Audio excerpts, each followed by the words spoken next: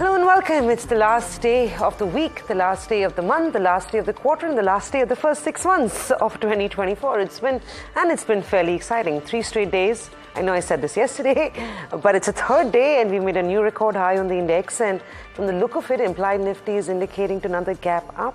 This is despite the SEBI board meet and everything else that's happened in between yesterday evening and this morning. Yeah, Samina, and such a big day because I know you will talk a lot about it. Oh, yes, such a big day from the bond inclusion piece as well. In some sense, a historic day for the Indian bond markets. It is, and I think we're so used to getting excited about tracking equity markets and FI flows and FPI, but this is significant because it gives you a stamp of approval of India being on the map, and of course, we've talked so aggressively and actively, and the government has been talking about how they want to reach the $5 trillion economy, and all this is a step in the right direction.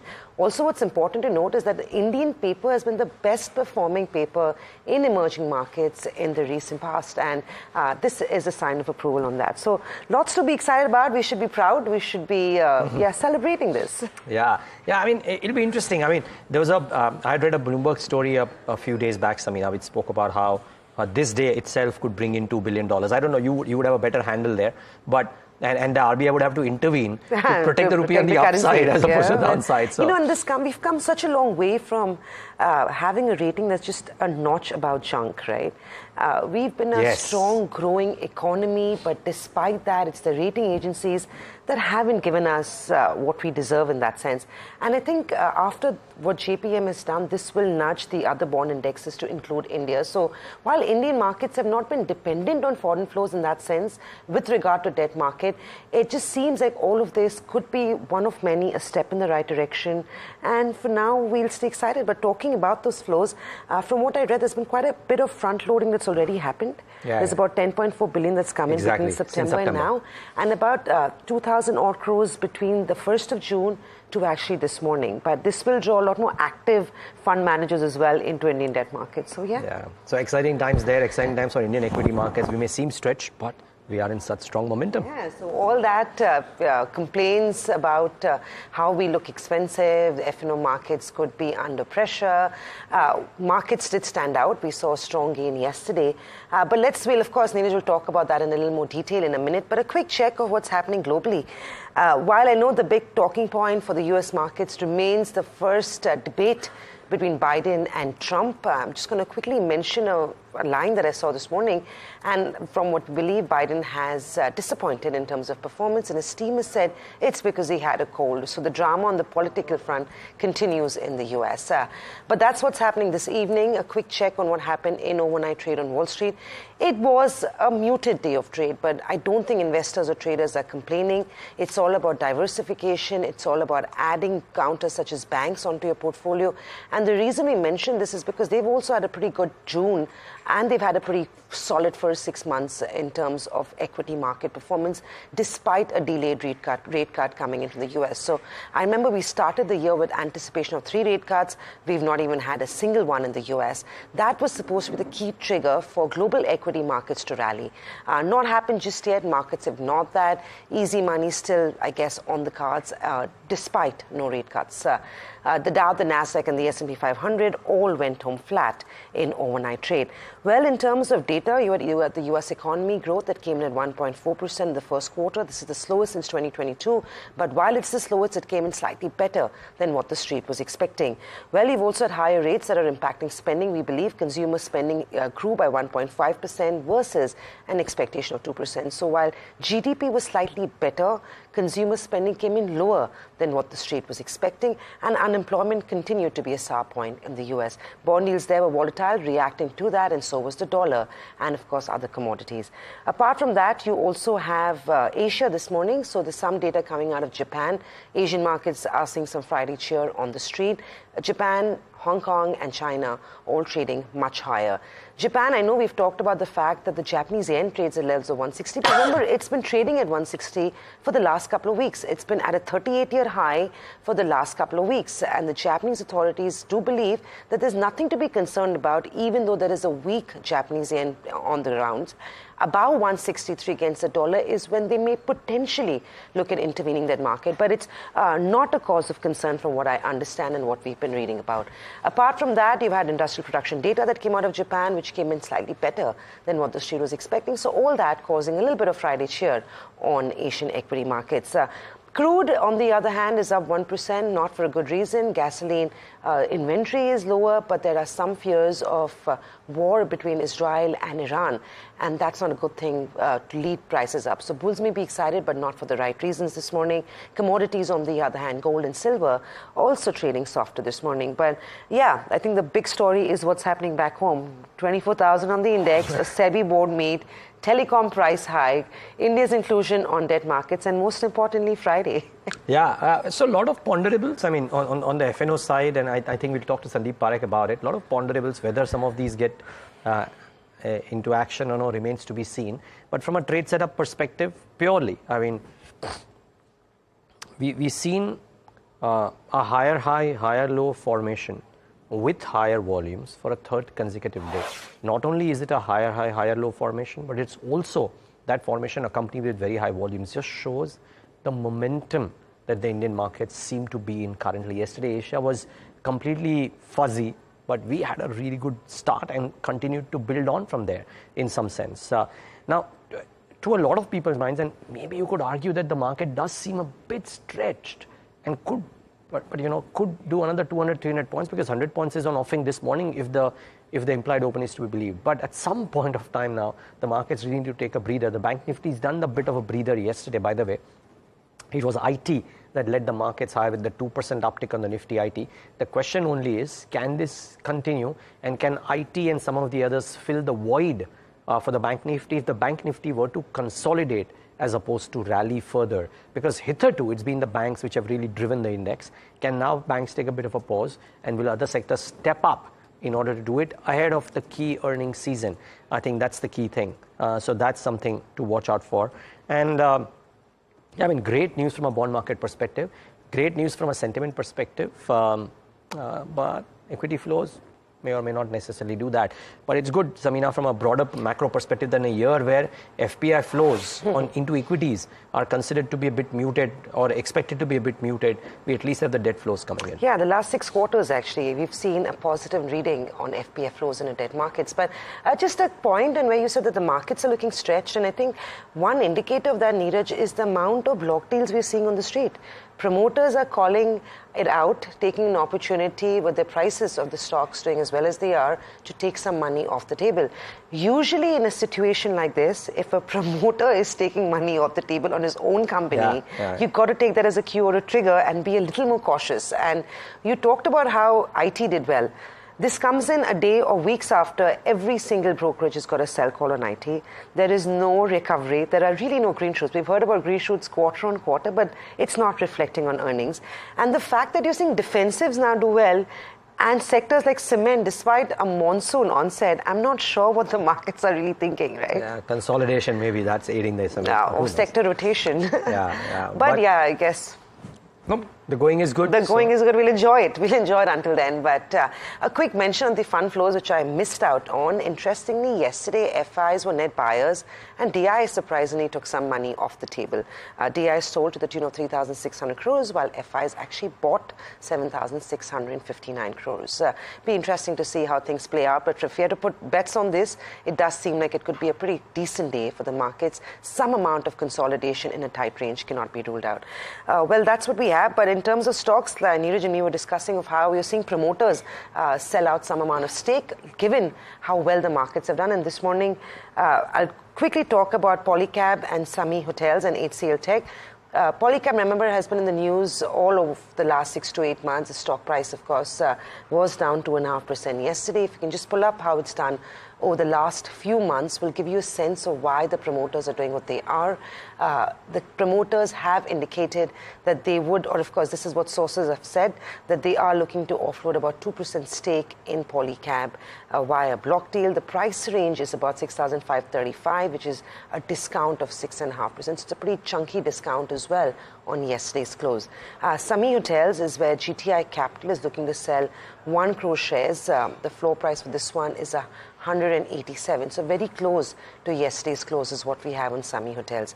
HCL Tech as well. Large companies, not much movement on the stock price, but a small block deal could be anticipated of about 0.46%. Is expected to be sold to the tune of 1,757 crores, and the floor price is at a 2% discount. So those are the three that I have in terms of block deals. We talked about Archean Chemicals yesterday, where we saw that massive block deal takeout, where Bain and Piramal sold out. The buyers on the deal worth a mention is Goldman Sachs, which picked up 0.5%, and Nishta Investment with about 0.5%. Bain Piramal sold about 2.7%. The rest of it, of course, was lapped up by minority investors. But Niraj, I'm sure you've got enough and more to add to this, because we all got very excited last evening when we finally heard there could be money that the investors could make in the telecom sector. Jio has been the first one to move, the first price hike, tariff hike after nearly 30 months. And a big price hike. Yeah, so 2021, I believe. December 2021. Yeah, so in some sense, 2.5, 3 years. But yeah, and it's not a small one in that sense, because it's close to 20-odd%. Now, lower prepaid plans and 2 postpaid plans have seen the price hike. So that's the first part of the piece.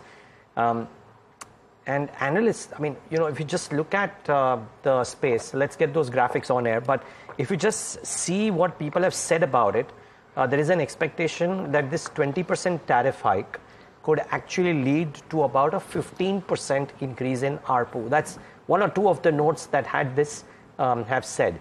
And what does this 15% increase in ARPU do? Well, one of the notes suggested that it may lead to 11% and a 17% uptick in revenue and EBITDA estimates respectively.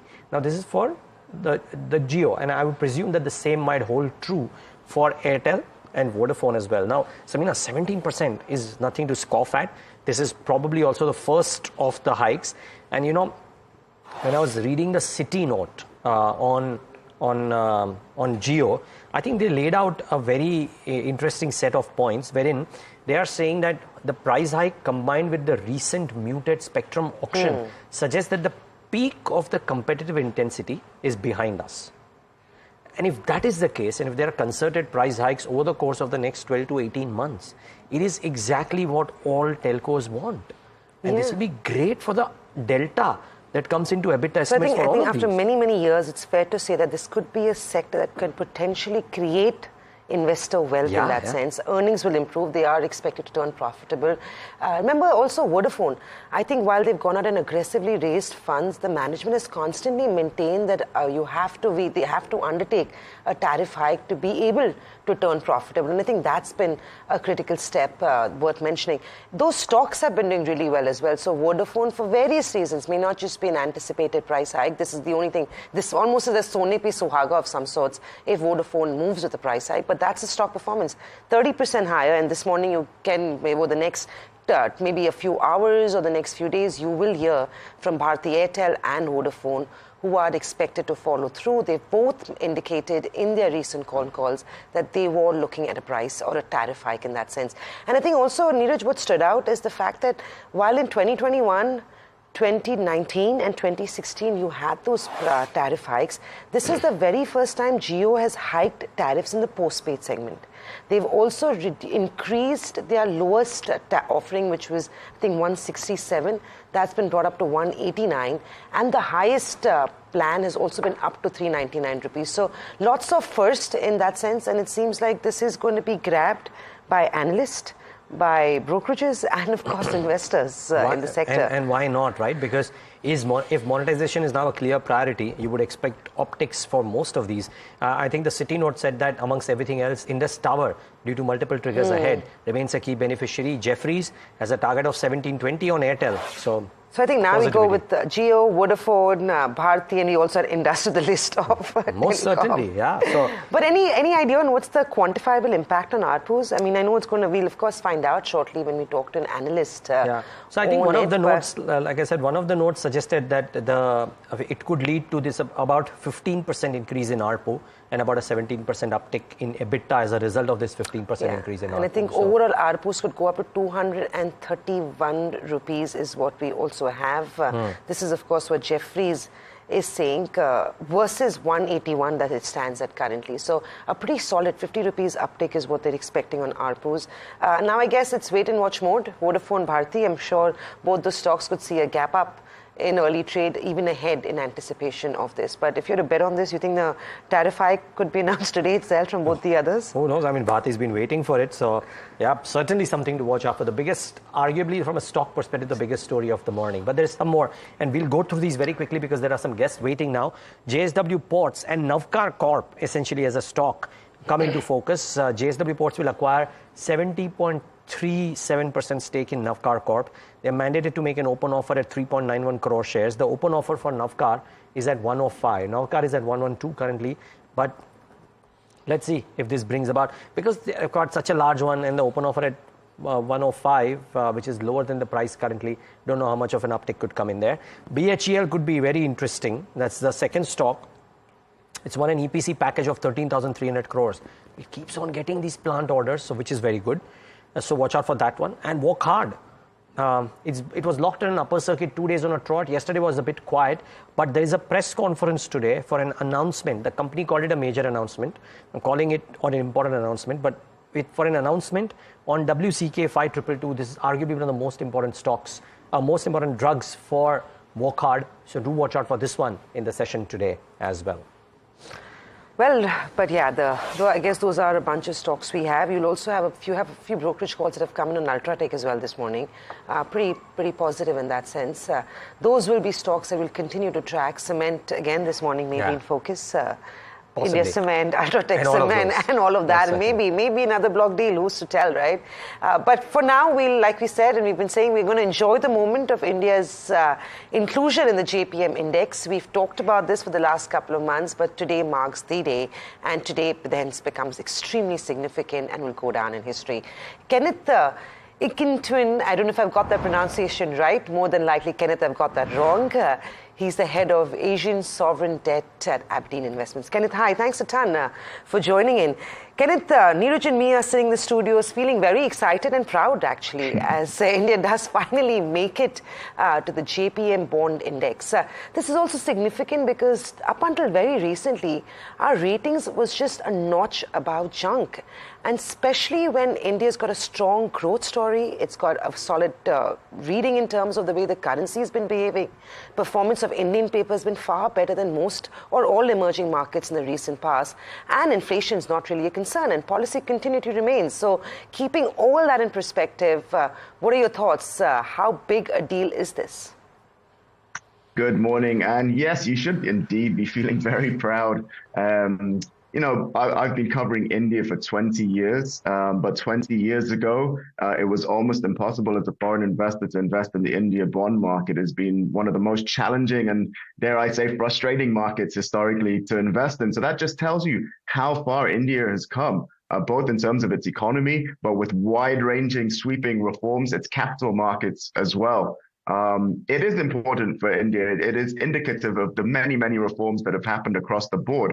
But we mustn't lose perspective that this is even more important for foreign investors, because the world that India is operating in is a very challenging universe, and none more so than for emerging market investors. You noted the performance of some of these markets. Local currency emerging markets are down 4% this year. Global bond markets haven't performed very well, but India is actually, up roughly about 4% year to date, maybe even slightly more. So when you think about the volatility in emerging markets, we've gone through volatile politics in many, many EM economies like Mexico and so on.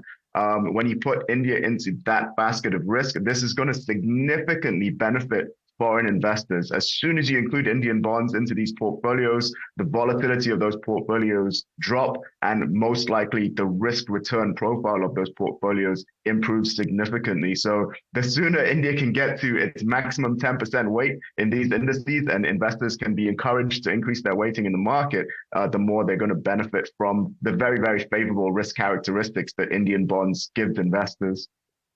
Can completely take your point, right? I mean, I think there was frustration because there's only limited ways in which you could go out and buy Indian paper. And up until now, it was always a hedge or an arbitrage instrument. It was never really long-term sticky money that came our way. But how does this change the dynamic for active investors as well, right? So you have passive funds that are going to come in through the JPM. Will this also nudge active managers who've been trying to front load? And they have. We've seen about $10.4 billion of money come in even ahead of this inclusion today. What does it mean in terms of total inflows that we can expect? And do you feel like this could be a trigger where cost of funding could go down, not just for government paper or government borrowing, but even India Inc. that borrows outside? I mean, investors, to be honest, already have had active overweights to India. If you look at most emerging market local currency portfolios, they have actually had some exposure to the India market. Now we can debate how they took that exposure. Maybe not all of it was in the domestic bond market, structured products, some of the alternative investment routes. But more and more of those investors are likely to now invest into the domestic market as their main source of access. And if you look at the relative performance between Indian bonds and some of the other EM or even global bond markets, it would strongly encourage these investors to have an overweight position. So obviously over time, there'll be new investors coming into this market. That their main priority, first of all, will be to ensure that they have at least an index weight. So you're not sitting underweight the India market, because that could drive underperformance of your portfolio. So a relatively passive position, first of all, but as the familiarity of the market, both in terms of the drivers of performance, how to think about how RBI conducts policy, inflation outlook, as these investors become more and more familiar with the India story, they will become more and more comfortable with trading the market. So you'll begin to see more active management of the market. Now, of course, that comes with, in the more medium to long term, a slight risk, because as investors become more active, then the volatility may pick up slightly, and maybe the correlation to other markets may pick up slightly as well. But I think we're a very, very long way away from that being a concern. You're asking about the amount of flows to come into the market. So the JP Morgan bond index, GBI EM index, there's roughly around $300 billion of global capital that track that index, and India will have a 10% weight in the index. So you would assume there'll be roughly about 30 billion in passive flows. But of course, this is only part of the story. This is not the only index that is likely to include India. With a long enough time horizon, other bond indices like maybe the Bloomberg Barclays Global Aggregate Index could include India as well. So it's going to be a multi-year process of more and more indices featuring India and investors building positions. The good thing is that this is a huge bond market. It's one of the reasons it's so attractive for a wide range of investors. $1.5 trillion government bond market, which means that even if you got $100 billion of foreign money coming into the market, it's not really going to distort valuations and volatility too excessively. So those favorable risk characteristics will still be maintained. And the domestic investors, the banks that you see onshore, the insurance companies, these are still going to be the most important drivers of the market. Now, in terms of the outlook, it is such a favorable environment. As you mentioned, inflation is coming down. The start of the monsoon looks more favorable than we've seen, obviously, last year. Rainfall should improve. That would help bring food prices down. The fiscal performance of the governments, you have to give them an A star for that. We've really seen the benefit of fiscal reforms coming through in terms of improved revenue performance. Obviously, the outcome for the fiscal deficit has been even better than expected. And we've got the budget in July, where there is even a potential that we'll see the government set an even lower budget deficit target than was expected. Also supported by the fact that the Reserve Central Bank, the RBI is transferring a greater amount of money to the government, which has given them an even stronger position to come from. So all these things put together, you've got a very favorable supply position for the bond market, and obviously increased demand for it. So we should see yields come down. Maybe as we look into the start of next year, when there'll probably be a more conducive environment, Reserve Bank of India will be able to cut policy interest rates as well. And the good thing about the bond market is, unlike other bond markets, that isn't really priced in. So in many other bond markets, we see yields already below the policy rate. In India, yields are above the policy rate. So as the policy rate comes down, we can see bond yields come down as well. So as well as the very attractive yields that you get. There's opportunities for capital gains from the bonds as well, on top of a very stable currency. You're right. In fact, that's what we've been waiting on. At least local investors have been waiting to generate that alpha that hasn't been seen on Indian paper. But very quickly, Kenneth, you talk to clients, I'm assuming, and you know this best. Indian debt allocation would be part of the India basket in that sense. So is the Indian debt market going to compete with Indian equities in terms of flows it draws? Or is it going to be Indian debt versus other emerging market debt in that sense? Do clients have a geography allocation or an asset allocation in that sense? I don't know if I managed to frame that question right, but I hope you get the drift. There's quite a diverse set of investors. We see everything. There are those investors that invest into diversified Asian strategies, of which India plays a large part of that. One thing I would say is for some of the key indices that we use for Asian markets, honestly, India is still underrepresented there. The weight of India should even be higher in those indices as well. So there's the potential for Asian investors to increase their allocation to the Indian bond market. At the moment, the main focus will be on the emerging market investor group, because those are the groups of investors that are more obviously going to see India playing a larger role. And there will be reallocations within those portfolios. So they will have to sell down some of the other markets in their portfolios, some of the Latin American countries, for example, whose weights will be going down in the GBI EM index. Those markets could get sold down in order to make space for India allocations.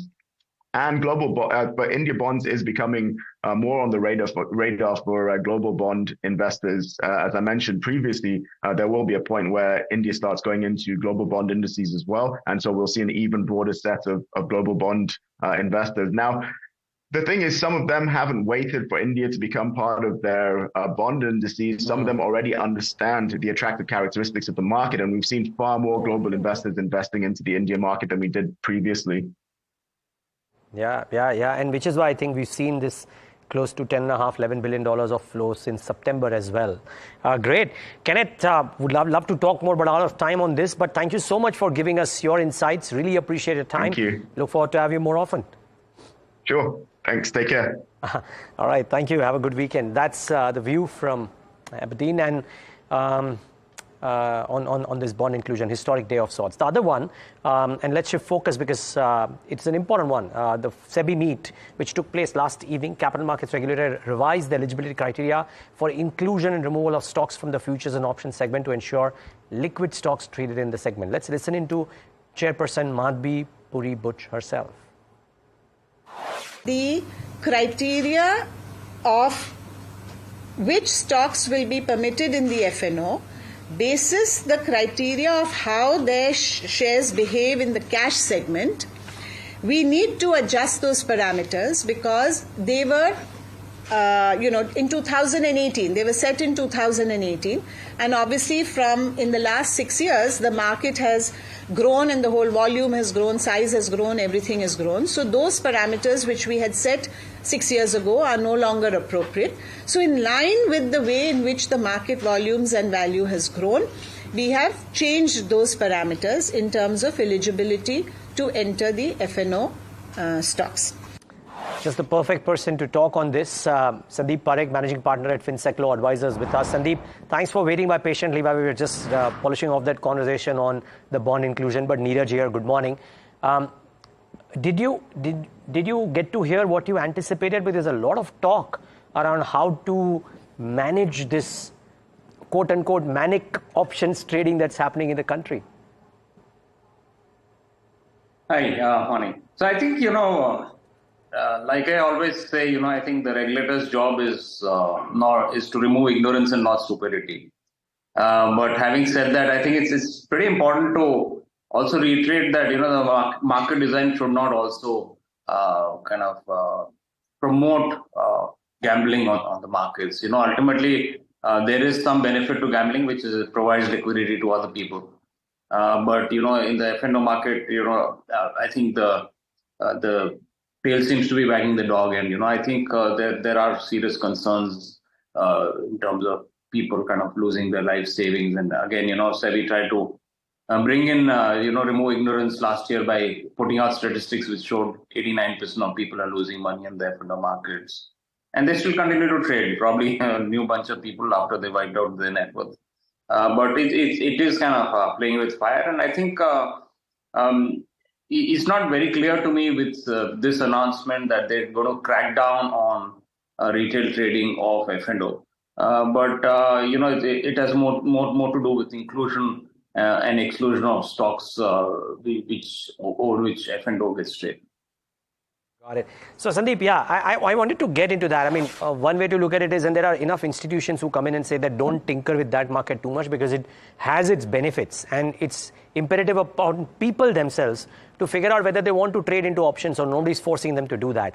But the other aspect also, which she hinted to, towards the liquidity of certain stocks which are present in the derivative segment. I mean, it's always been a talking point in the past. Some things like this are done. So that I didn't find to be anything new. Did you? Please correct me if I'm wrong. No, so I think what she said was more in terms of there may be new inclusions or new exclusions in the list of F&O stocks. I didn't see kind of a big systemic change in the way those F&O are traded in the market.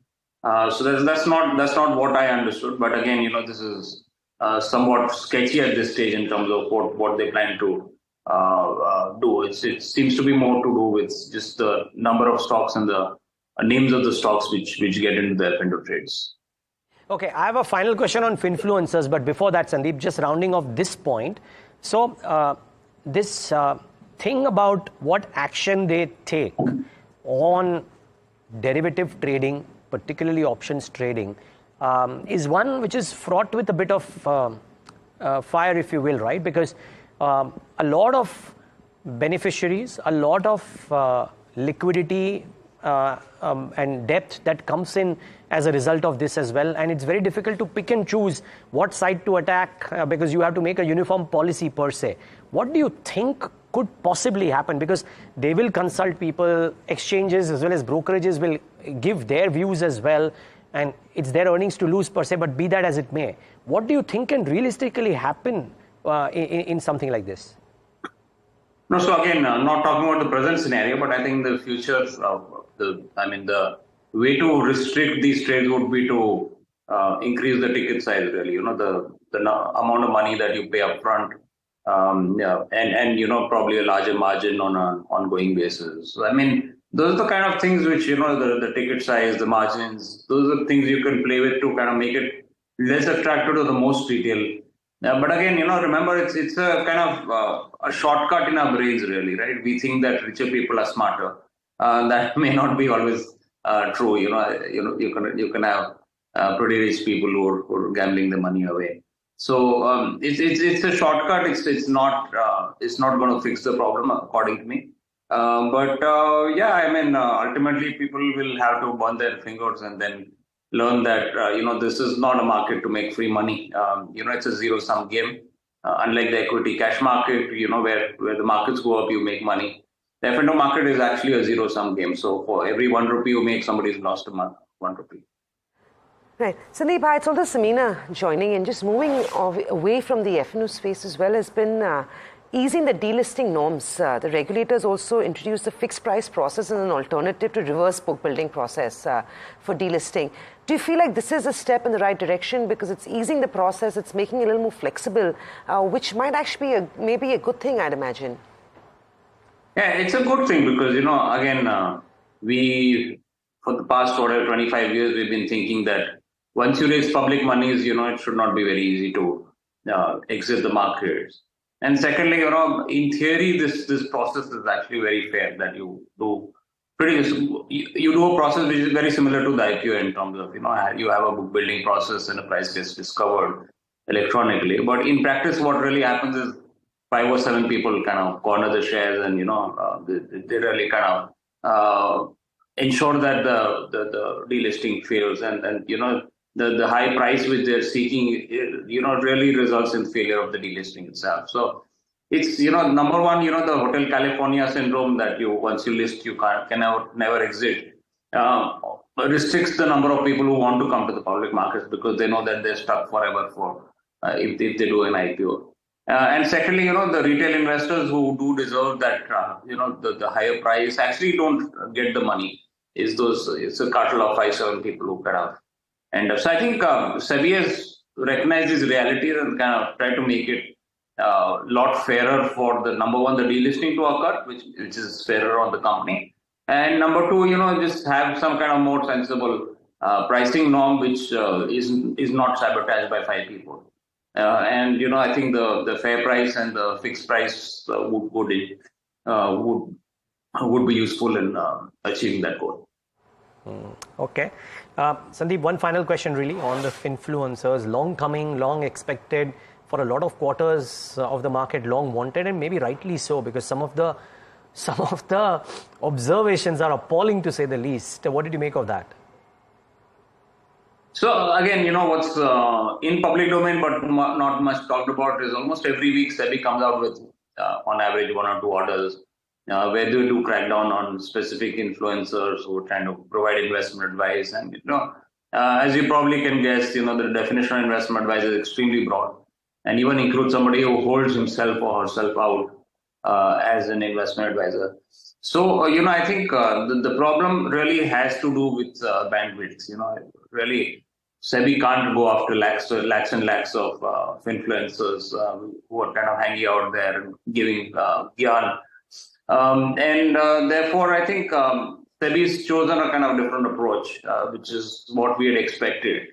And it's also in line with freedom of speech. People can talk whatever nonsense they want. You can't stop them from talking.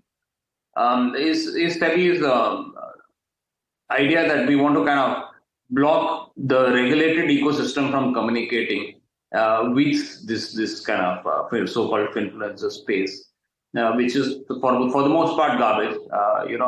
To the extent it's not garbage, they've allowed exceptions. Where it's genuinely educational, where there are specific platforms which SEBI is comfortable with. So they've allowed kind of exceptions to the rule. But broadly, they don't want the regulated world to communicate, with the unregulated world. So, that's kind of the architecture, which also preserves SEBI's bandwidth, not to go after, 5 lakh influencers and YouTubers. No point, well noted. Great. Sandeep, take a moment to thank you for joining in today and giving us your thoughts. Really appreciate your time. Thanks. Time for a quick break. Up next, full tilt on today's trade.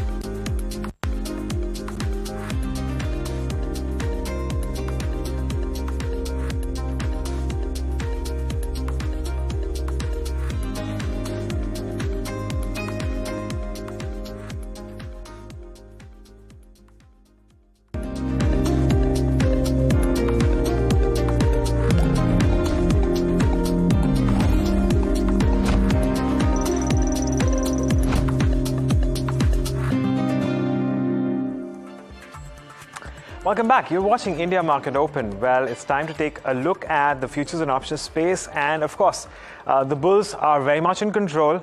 We made another new high and the Nifty has conquered 24,000. So that's the big takeaway from yesterday's day of trade.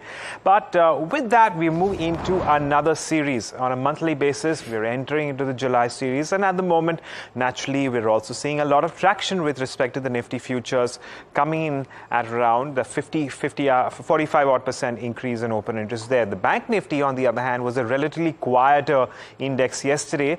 Very little change in open interest there. Now, as we move in, to a new week, naturally, we're keeping an eye on 24,000. That's where we saw a lot of calls and puts being written yesterday, as well as that for now remains the focal point when it comes to your overall open interest distribution as well. And of course, over the course of the next couple of days, we will also get a better understanding of the kind of range that the markets want to move within. But when it comes to stocks, again, keeping an eye largely on those which did see a surge in OI. And of course, these numbers will look larger because we're well into the new series at the moment. So we do have India Cement, in fact, the whole cement sector in focus. But today we will also have a lot of traction when it comes to the futures and options space. That said, let's bring in an expert on this note and take a look at what he is making of these markets. We have Aditya Arora of Analytics Research joining us on the show. Aditya, good morning. Thank you so much for joining in. I believe that the IT sector is in focus for you at the moment. How are things looking here and what is your view? Very good morning, Agam. I think IT sector really stands out because it has underperformed for a long time. Look at the large caps like TCS, Infosys, Tech Mahindra. They haven't done anything since last many weeks and months, although a strong bull market is going on in the market. And if we compare it to the mother market, that is US market, we have seen a monster rally in Nasdaq and all of its components. Like we frequently hear about Nvidia having the monstrous rally over there, but in India we hardly see any rally in IT counters. So there's a big divergence between what's the global trend and what's happening in India. So technically now things are looking better. We saw good volume participation in this week and last week. So these stocks are being accumulated by the institutions. I think yesterday we saw a rally. Now there could be a continuation of the rally. So I think this rally may not fizzle out quickly and there's more steam left. So the first counter on my list is TCS. Over here, one can buy 3950 call option at 97.20. 4050 call can be sold at 58.65. Maximum loss potential is 6755 and maximum profit potential is 10,745. So it's a bullish strategy. Stock goes up, one makes money. So that's your view on TCS. That's a bull call spread that Aditya is looking at right now with about 6 rupees or 6.5 rupees of risk for a little over 10 rupees gains that you can potentially make. But the other stock on your radar, Aditya, is also from the IT space? Correct. Second stock is also from IT space, that is Tech Mahindra. Over here, one can buy 1440 call at 54.35 and sell 1500 call option at 29.30. Maximum loss potential is 15,030 and maximum profit potential is 20,970. There is another bull call spread with respect to Tech Mahindra. Of course, the advantages of having two stocks instead of one is that you in fact get to hedge your bets, perhaps diversify into separate counters, and I reckon that that's what Aditya is going for. And you never know that the gains on one counter may be a lot sharper as compared to another, and under those circumstances you actually do stand to make those gains as well. Aditya, on that note, taking a moment to thank you for joining us and taking us through your views on the markets and of course giving us those two ideas when it comes to stock options. With that, it's back to you all. Thanks for that, Agam. It's promising to be an exciting Friday in terms of trade, lots of stock opportunities as well for traders. But the big talking point this morning, apart from everything we've talked about and also highlighted upon this actually, is the tariff hike that has been announced by Jio after an extended period of 30 months. Expectation is that competition will follow, so Bharti Airtel and Vodafone expected to do the same anytime soon. Smriti is standing by what this means for the sector and what this means for ARPUs. Smriti, while we know the headline about Jio having hike prices, Bharti and Vodafone to follow, give us a sense of what brokerages are saying, how this is going to impact the sector, and what is the quantifiable impact on ARPUs? Well, yes, good morning, Samina. So the tariff hike is largely in line with what was expected by the analysts. So about 20% was the expectation, and we're going to see similar hikes in Airtel and Vodafone as well. So about 20-25% there as well. Now, Jeffrey says that they have cut estimates for FY25 to 27 by 3% on the back of 2% cut in ARPU. Now, this is because while they have increased tariff, it remains the same for Jio phone users, the feature phone that Jio has. There is no change in tariffs for those users, which is why there's a cut in ARPU by about 2%. The overall ARPU will reach about 231 rupees by FY27. It currently stands at about 181 rupees. And remember, ARPU has been steady for the last 3 years for Jio. We have not seen a significant upside in ARPU till now in the last 3 years. Jeffries also bakes in about 10% tariff hike in FY27.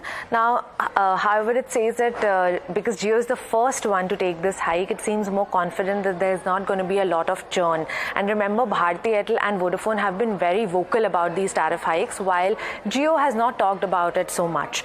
Now, they say this is a negative surprise that tariffs are unchanged for Jio Bharat phone users. The focus on subscriber addition as tariffs are unchanged for Jio Bharat users. Now, post-hike, Jio tariffs at 5 to 21% premium to what Bharti's current tariffs are. Previously, it was at a 3 to 20% discount. Morgan Stanley remains overweight on Reliance, and tariff hike, as it also says that it's in line with their base case scenario as well. They expect a 17% rise in ARPU by next year itself.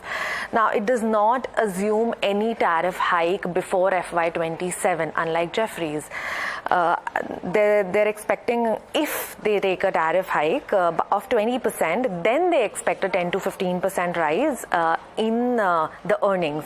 Now, they also say that this will lead to improved monetization of 5G, which has been a concern till now. Because remember that for 5G services now, Jio has limited the usage of 5G. From previous it was unlimited plans. Now there's a restriction on that, and it is only applicable on certain plans. So there's going to be some monetization there. Motilal talks about RL as well. They have increased the target price to 3,275. That's about 8% upside from the current price. Right. They expect a 20% tariff hike in FY25 and a 15% rise in ARPU as well. So overall, about 15% rise in ARPU by FY27 is what is expected by brokerages. Got it. Smriti, thanks for that. Thanks for putting that into perspective. Gaurav Dua is Head of Capital Market Strategy at Sharekhan Johnson on the same topic. Sharekhan by BNP Paribas. And Gaurav, quick thoughts here. Do you anticipate, what's the kind of upticks that come into ARPUs and thereby EBITDA assumptions for Jio as well as the other two telcos, assuming that they also take a price hike? And how much of that is factored in already? Okay, so, if you look at the ARPUs of Bharti Airtel, it already moved up from around 182 to 205 in the last 2 years. Okay, you already have seen around 13-14% upside in the ARPU. Now, last week we came out with a report and we said that there are expectations of 15 to 20% hike in the tariffs. And the hike has come on the higher side of our expectation. What does this mean is that, we were expecting Bharti Airtel's profit to more than double from FY24 to FY26.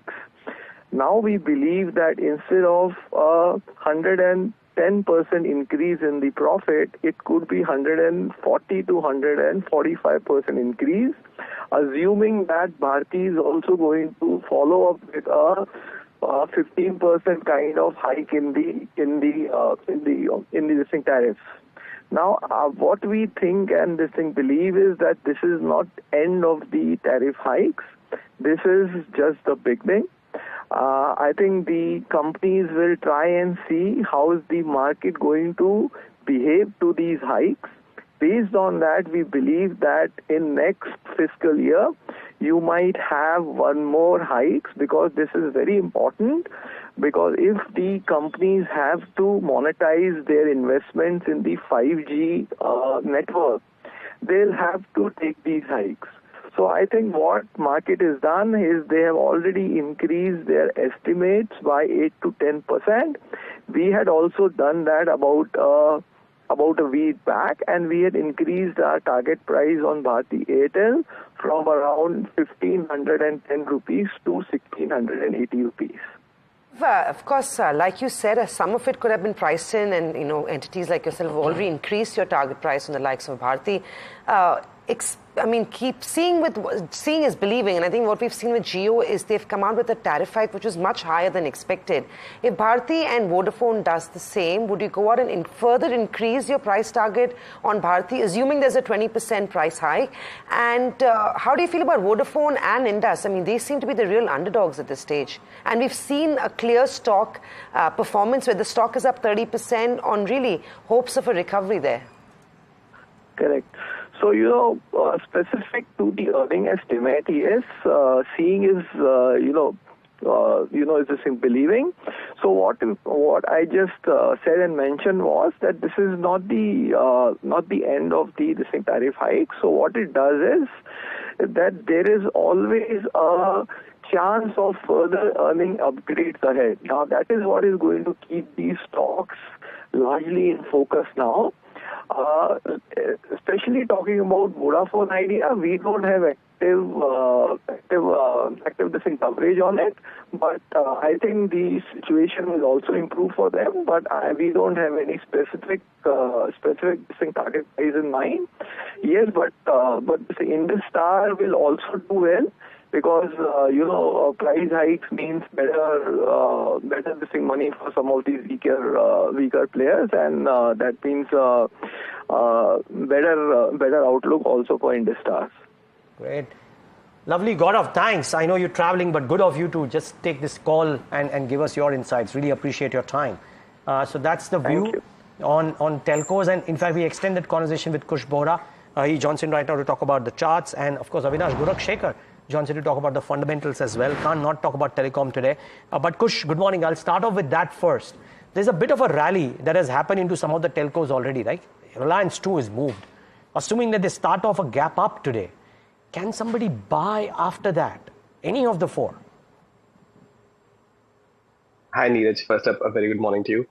Reliance you can buy, and for a very simple reason that, there was a stiff resistance at the 3,000 mark. The stock's actually given a breakout, and when a stock like Reliance gives you a breakout, you respect that. So even if you get a gap up opening, it will not be a bad idea to perhaps go out and, buy. Reliance, I think, 3,200, 3,250 are in fact the near-term targets that, you can look at. Reliance 3,000 will now start to act as a stop loss. The other one being Bharti, and we've been constructive on Bharti since about 1,300, 1,350 odd levels. There is no stopping, the run that's come about. Even though it's approaching slightly overheated territories on the weekly setup, we still believe that, there is still, a lot of room on the upside for Bharti. So even if you do get a bit of a gap up, you might want to consider buying, maybe even intraday, buy, go long, but with the stop loss. I don't see too much of an issue with this. Idea, there's a lot of momentum, but we do see a bit of profit booking also come about, on an intraday basis. So Idea not so constructive even now, despite having crossed 18. But Bharti and Reliance fairly constructive. We also have with us Avinash Gorakhshekar, who joining in with a fundamental view on the markets. Avinash, your top pick in the telecom sector? I think we continue to be positive on Bharti Airtel. My sense is that after Jio's tariff hike, it won't be surprising that you could see Bharti also announcing a reasonably good hike which is going to boost up their ARPUs. More importantly, I think if you look at Vodafone, which was discussed earlier, I think they have been losing a lot of customers. So I think that is going to be a key challenge. I think it's going to be only Jio and Bharti which is going to dominate. And I think this tariff increase actually validates the view that pricing power is now coming back. And this won't be the end of any further price hikes. In fact, in the next, say, 3 to 6 months, depending on how the hikes are taken by the customers, we could look at some other price hikes happening. So Bharti Airtel, definitely we are looking at a price target of around 1550, 1575 in the near term. Right, Kush, before we get into pre-open trade and go into break, a quick take or a quick word on your top picks for this morning? Sure. A couple of them from the financial space. We've got Muthoot Finance. The stock has broken out of a consolidation range on the back of good volumes. We've seen a fairly good degree of open interest build up in the current series as well. So Muthoot Finance is on our radar. From a near-term perspective, 1855, 1880 are the targets. 1798, just under 1800 is where you want to place a stop loss. We're fairly constructive on the auto space as well. Among the other names, Ashok Leyland is the one that we think are now, is now ready for an up move. There was a resistance around the 245 mark, but largely perhaps because of the expiry play.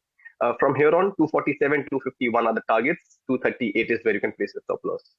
Muthoot, which was also a star performer yesterday in Ashok Leyland, are the two buy calls coming in from Kush. We'll take a break. We'll come back. It's expected to be an exciting Friday. Fourth straight day of gains cannot be ruled out in opening trade. We'll take a break. We'll come back and track pre-open trade.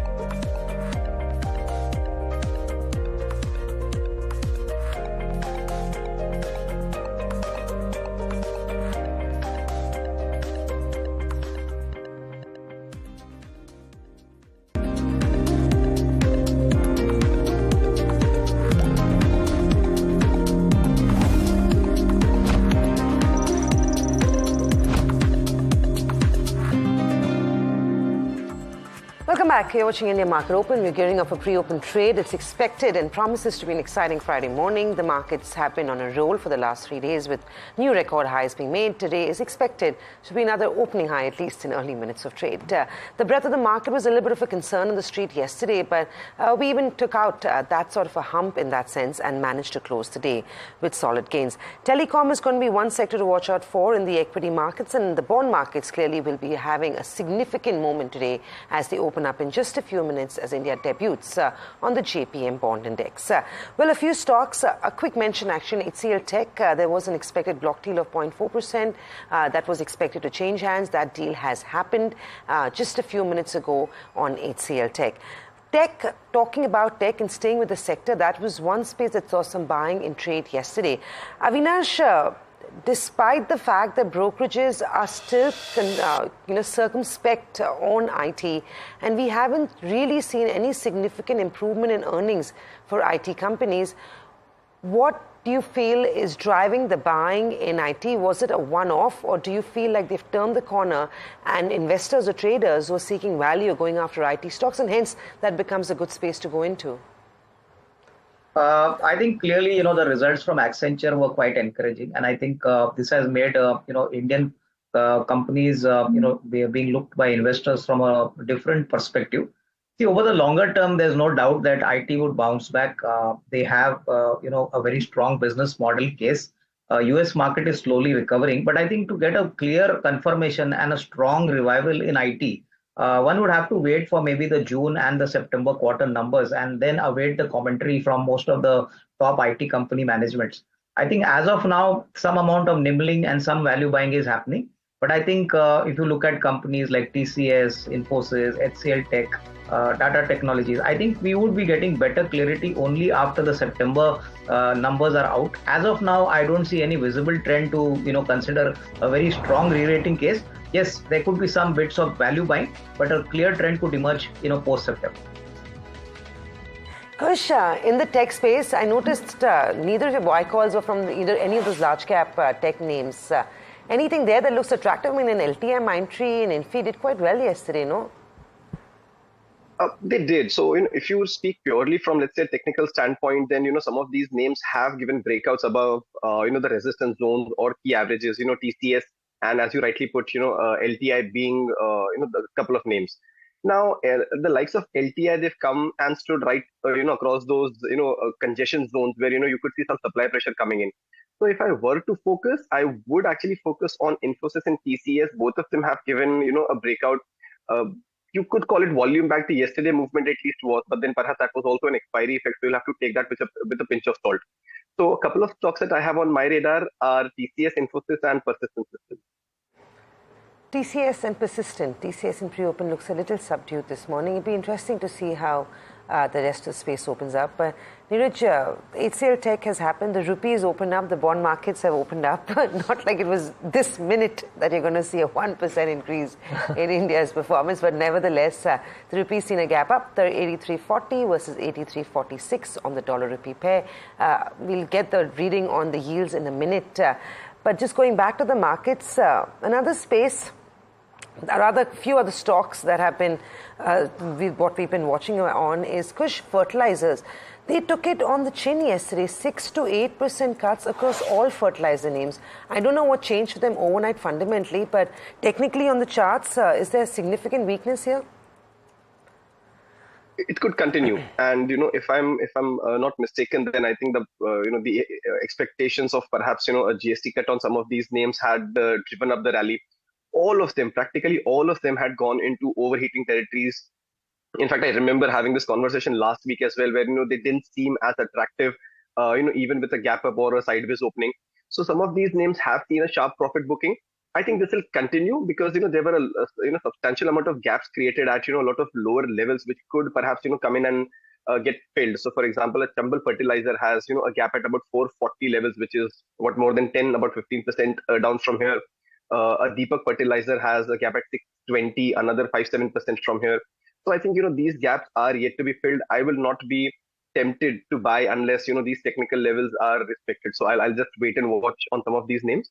Not in a hurry to go out and buy despite the kind of dip that we've seen over the last 1 week.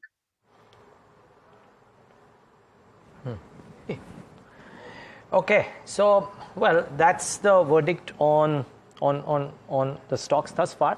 I wonder if BHEL is reacting, and I wonder if even the other block deals, the likes of SAMI and Polycab, have reacted. So BHEL has got a positive news flow to itself. SAMI Hotels, remember the discount was very narrow, and therefore if the deal gets concluded, will react. Polycab, about a 5 to 6% discount at the lower end, and had a lot of short positions built yesterday. So these are 2-3 names. And the last one that I do want to just see is Wockhardt. Press conference today for WCK 5222. Is the stock reacting? Yes, it is, because this is the most important thing for Wockhardt as well. Now, Avinash, I don't know if you track Wockhardt closely. We do not know the nature of the announcement as well. Presumably, the market will believe that it could be a positive. But if you track it, and if this is a positive announcement, is there more upside for Wockhardt because of that? Well, I think, Niraj, the market would clearly await, the management commentary. But this is a very important development. I think the markets are definitely expecting some positive surprise. And if at all the management comments on the scalability of this development, then I think the markets would obviously take this stock further, and some further re-rating looks possible. There's no doubt about it. The stock was under consolidation for a long time, and I think now this announcement has come in. So probably the markets would like to factor in the earnings effect of this announcement, and how soon this earnings gets reflected in the numbers. So I think definitely a positive development. We'll have to wait and watch for the management commentary. As expected, we were playing the waiting game. Bharti, after Jio has announced a mobile tariff hike, as always, they maintain that they need ARPUs to be about 300 rupees. We're going to try and get out more information of the quantum of the price hike, but the stock is up 1.5%. But the leader in the pack is Vodafone. That is showing gains of 3%, 19 rupees. It's pretty much been a one-way journey all the way from the 8-9 rupees that we'd seen in the stock only a few months ago. Only 70 paise, Samina. 70 paise. It's a modest price increase. That's what I read on our flashes. It's just 70 paise per day. So per day. Again, yeah, it remains to be seen, I think. There is a price hike. That's it cannot be much below Jio's price hike, because then that would be an unfair competition. Yeah, but because maybe because their prices were anyways at a slight premium to Jio's, and Jio has revised that. So the permutation and combination needs to be checked. And the Bharat phone for Jio has not been revised. So of course that could be the reason why you're seeing different bits and pieces. But there has been a price hike. Now at 9:30 we've got two stalwarts from the telecom industry in terms of the analysts who are joining us will give us perspective of what this means. But Kush, Bharti is at 1490. Vodafone, you talked about how you're not too constructive on, and Reliance, of course, is also seeing a little bit of weakness in terms of trade. Vodafone, if you're in you, Samina, sorry, I was like, when the release opened, so I just wanted to mark this before we get to Kush. So they've said less than 70 paise per day on the entry level plans. Quote unquote, in order to eliminate any burden on the budget challenged consumers. But 70 paise a day per day on the lowest plans. That is still about so 200 rupees, 20 rupees. 20 rupees. So roughly about 20 odd rupees, yes. But the other ones, they've given the revised tariffs. I don't have the handle on the previous tariffs as they stayed, and therefore can't comment on what the quantum of increase is. But the 70 paise is only at the base level plans. And so the stock has shot up. So while I think the market is trying to still figure out what that 70 paise translates into, we'll try and do the back end math. It's not too complicated, but we need to know what the base price is. It translates into about 21, 22 odd rupees increase in the base plans. Remember, the base plan on Jio is at 199. Now, whether this is closer, further away, we'll find out. But the stock is up 4.5% as we see it. That's what we have in terms of tech, in terms of telecos. But Kush, you want to come in on cement, Ultratech and India Cement today? How are you playing this? Are you buying into strength? Not in these two names in particular. A lot of action has already happened, in terms of the price movement also. But on the whole, very constructive on the cement space. So if I were to actually play it, I would actually look at the likes of, let's say, an ACC, perhaps, even a Sagar Cement as well. Some of the other names is where I would focus. So for me, ACC is one stock, that is close to the resistances. Once it takes those out, I think, an up move towards, let's say, 2850, 2900 also is, on the card. even a Sagar Cement, it's been consolidating, but we've seen a sharp run up and then the consolidation follows that. So for me, 265, 285 are the levels to look at. So some of the other names, not Ultratech and India Cements, just for now. Okay, now the stocks are opening higher as the 8 minutes have settled down, because Airtel is now at the end of 8 minutes while the Nifty is flat. Let's bring up Airtel 4% higher. Let's bring up V, and let's bring up Indus Tower as well, in addition to Reliance. Vodafone 3% by 21%, higher. 10 to 21% on Bharti Airtel's 10 to price 21%. hikes. Okay. So yeah. in line with what you had with Jio, which was exactly. 12 to 25, and this is 10 to 21. Yeah, so almost in line, you're right. And Indus Tower too, Samina, is up 2.5%. I wonder It's, what it's the Reliance proxy play to the telecom sector yeah, no, in the every City way. Note says that you probably have a host of triggers for Indus over the next few Yeah. quarters, and therefore that remains the top play to play telecom. You know, and not just, I know we've talked about Indus for a while, but even this Vodafone, while I think technically Kush said it may look a little stretched on the charts, most, and I think 9 out of 10 brokerages still remain very constructive on Vodafone, and the stock is, that's in the price. So your Vodafone, your Bharti, your Indus are all up about 3 to 4%, and that price hike, or tariff hike rather, is largely in line with what was expected. ARPU's impact on ARPUs is also what we're going to be waiting to see. But all in all, I think it's good going. There's lots to watch. Walcard is another one in pre-open trade that's looking pretty solid. Polycab and Sami Hotels and HCL Tech are the other candidates in terms of block deals. All those three counters are trading under pressure in pre-open. But Polycab, I guess that deal's already come through. 3.5-4% off on Polycab. Yeah, so great going for some of these stocks.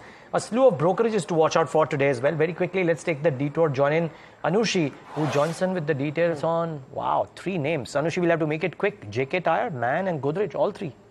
Yeah, so I'll start off with JK Tyre first. A big target here, 77% of an upside, with MK reiterating its buy rating. Now this is on the basis of CV industry will enter an up cycle now from FY26 onwards. Along with this, it's expected that they'll be in the better positioning with the Indian tyre companies and the MNC gap reducing henceforth. Also, if we see the risk reward, favorable risk reward in terms of the valuation, wherein they are placed lower in terms of valuation as compared to the peer average.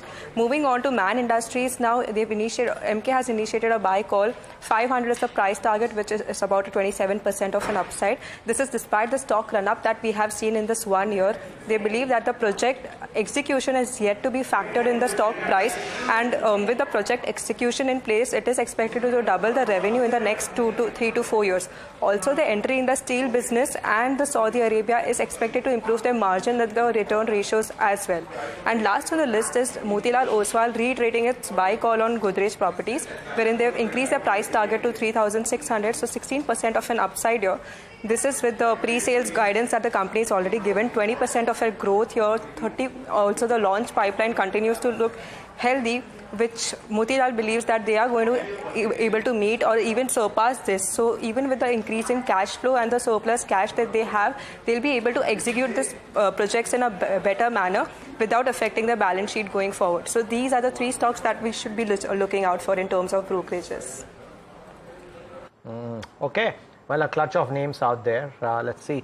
Good moves for some of these like Godrej Properties. Avinash, the expectation is, as I read the brokerage notes, that maybe a Godrej, Sobha, and I think Jeffrey's note mentioned a DLF, which will have some very strong pre-sales numbers. Would you buy any of these, or Godrej Properties in particular?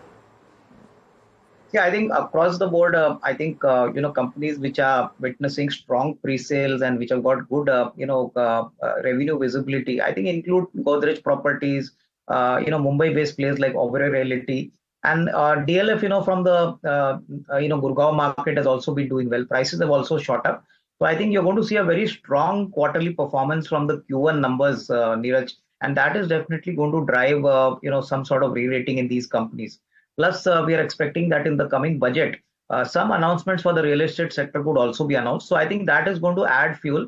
Overall, I think, these companies are now well managed. Debt levels are also quite comfortable. And inventories are selling pretty smoothly despite the fact that interest cuts have not yet come in. So my sense is, yes, I think across the board, you're going to see a lot of good buying. And I think real estate is one space which could possibly outperform in the coming current year. Well, that's the call coming on real estate stocks. Kush, we're going into market opening, and we didn't take a call from you on Nifty and Bank Nifty. Bank Nifty took a little bit of a break yesterday. Do you think it becomes a good opportunity to go long for the July series? And also, a quick word on the index. What's next? Another 1,000 points in the next few days? Well, Samina, 25,250 and 55,555 were the numbers that we had for Nifty and Bank Nifty for the year end. Seems like, with the kind of momentum, they're in striking distance. But, perhaps this time it's a little different. The euphoria is not the same as it was when Nifty hit 20,000 and 21,000 for the first time. So just, cautiously optimistic. That's the word I would put it. If I may come around, in the studios, have a discussion on some of the cautious factors that we are seeing on the Nifty. Just to give you a heads up, FII positioning in the index futures is at its highest. Plus, Nifty monthly RSI actually has hit 80. It's only happened a handful of times, in the history of the index. And the outcome, following 1, maybe 6 months hasn't really been great. Maybe we can have a longer discussion, right now, positive for time. But, these are some of the things that don't really put us on a very comfortable note. But we'll respect the trend. So 25,000, 25,250 are the next broad levels to watch for on the Nifty. Okay. Kush, 30 seconds left. If you had to pick one key stock for trade today, which one is that? Tejas Networks. Tejas Networks. And what are the targets and the stop losses? Well, on the upside, you can look at 1480 and 1500. And, the downside, the support comes in at 1420 kind of level. The beauty about a stock like Tejas Networks as well, just common sense investing would have generated maybe 200% returns in the last 12 to 18 months, because the stock, when it got taken over by the Tatas, was maybe at 500, 600. Not to say therefore it will do well, but I think they announced some plans, they did some right moves, and the stock has seen a fabulous run thus far. It's a trading call today from Kush, remember, not an investment call. Maybe we'll ask Avinash if he likes Tejas Networks fundamentally. But here come the rates. This Friday morning opens in the green, not quite the 100 points that we were anticipating, but in the green nevertheless. Maybe banks are playing spoil sport, because yesterday the Bank Nifty was quiet, today too quieter than the benchmarks per se. Bring up the mid caps and the small caps, about 1/3 of a percent for the Nifty mid cap index, small caps about 0.6%. So not bad going. The breath is positive. Let's pull up the heat map and show you what's moving and what's not. So a lot of green, very little red. Reliance, Bharti, Coal India, ONGC, I think that's the nature of the beast today. By the way, Bharti is not up 4%, as was evident in the pre-open. It's just about 0.6%, so really not dramatically high for Airtel. Let's see if it builds on. Reliance about a couple of percentage points. There is strength in ONGC, HUL, Dr. Reddy's. So it's a varied set of gainers. What's losing out? Yesterday's key performer Ultratech coming off a bit. Grasim coming off a bit. Adani Ports has been on a roll for the last few days, coming off a bit.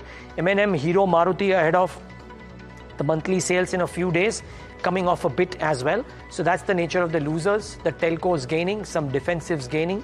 Nothing stand out, but for the fact that Reliance is really adding on its weight and helping the index up about 0.25%. But this is a very specific move, much like yesterday. Large caps doing well, heavyweights doing well. Not all mid-cap portfolios are really doing very well. So that's the long and short of it. Samina, what are you gathering? It's not as exciting, like you said, in terms of what we were expecting, but no one's complaining. Remember, we've had such a good run for the last 3 days that a little bit of a consolidation, a little bit of a break should not be ruled out and should be appreciated at this stage. And like I said, I'm going to be taking heart from the fact that the bond markets are going to be a lot more exciting today. So in the broader market play, it's quietish. You've got a whole bunch of stocks. The biggest talking point is the telecom sector, but that's the mid-cap performance. Be right behind you, up about 0.5% in trade. So largely in line with the benchmark, the Sensex, the Nifty, the mid-cap, small cap and micro-cap index all trading with gains. The small and the micro-cap index looking slightly better than the mid-cap itself. In terms of specific counters, the day belongs to telecom. Like we said, you had a Jio price hike yesterday. You've had Bharti come out just a few minutes ago and hike prices in the range of 10 to 21%. And the impact of that is being felt on the stocks. Vodafone should be doing that shortly too. RIL is up 2%. Bharti is also looking very good. Vodafone is up marginally in anticipation of a price hike. We would have imagined it to do a lot better, but it's not for now. Indus Towers clearly is a proxy to everything that seems to be happening with telecom operators. The stock is up 4% as we see it. Well, apart from that, you've got a couple of more counters that we are tracking in morning trade. If we can just quickly pull those up and see block deals, and this has been a season of block deals. Sami Hotels saw a block deal happen just a few minutes ago. Interestingly, it must have got lapped up because they didn't come in at a discount, and the stock is up 6%. So very, very exciting. It's one of those interesting block deals which have taken place at no discount, and the stock has seen a lap up of that, up 6%. Polycab is another one. It's been in the news for a lot of wrong reasons in the recent past. The promoters have offloaded a little bit of stake at a 2.5-3% discount to yesterday's close. The deal's gone through, and on back of which the counter sees a cut of about 4.5% in trade. Two other stocks that are moving on news, and one is Wockhardt, preempting a big announcement coming in on WCK 222. Remember, that's in a very important drug trial that has been underway and could be the game changer for Wockhardt. At least that's what Dr. Habil Khorakiwala has maintained in the recent few months. An announcement is expected very shortly, 12:30 p.m. Ahead of that, the stock is up about 5%.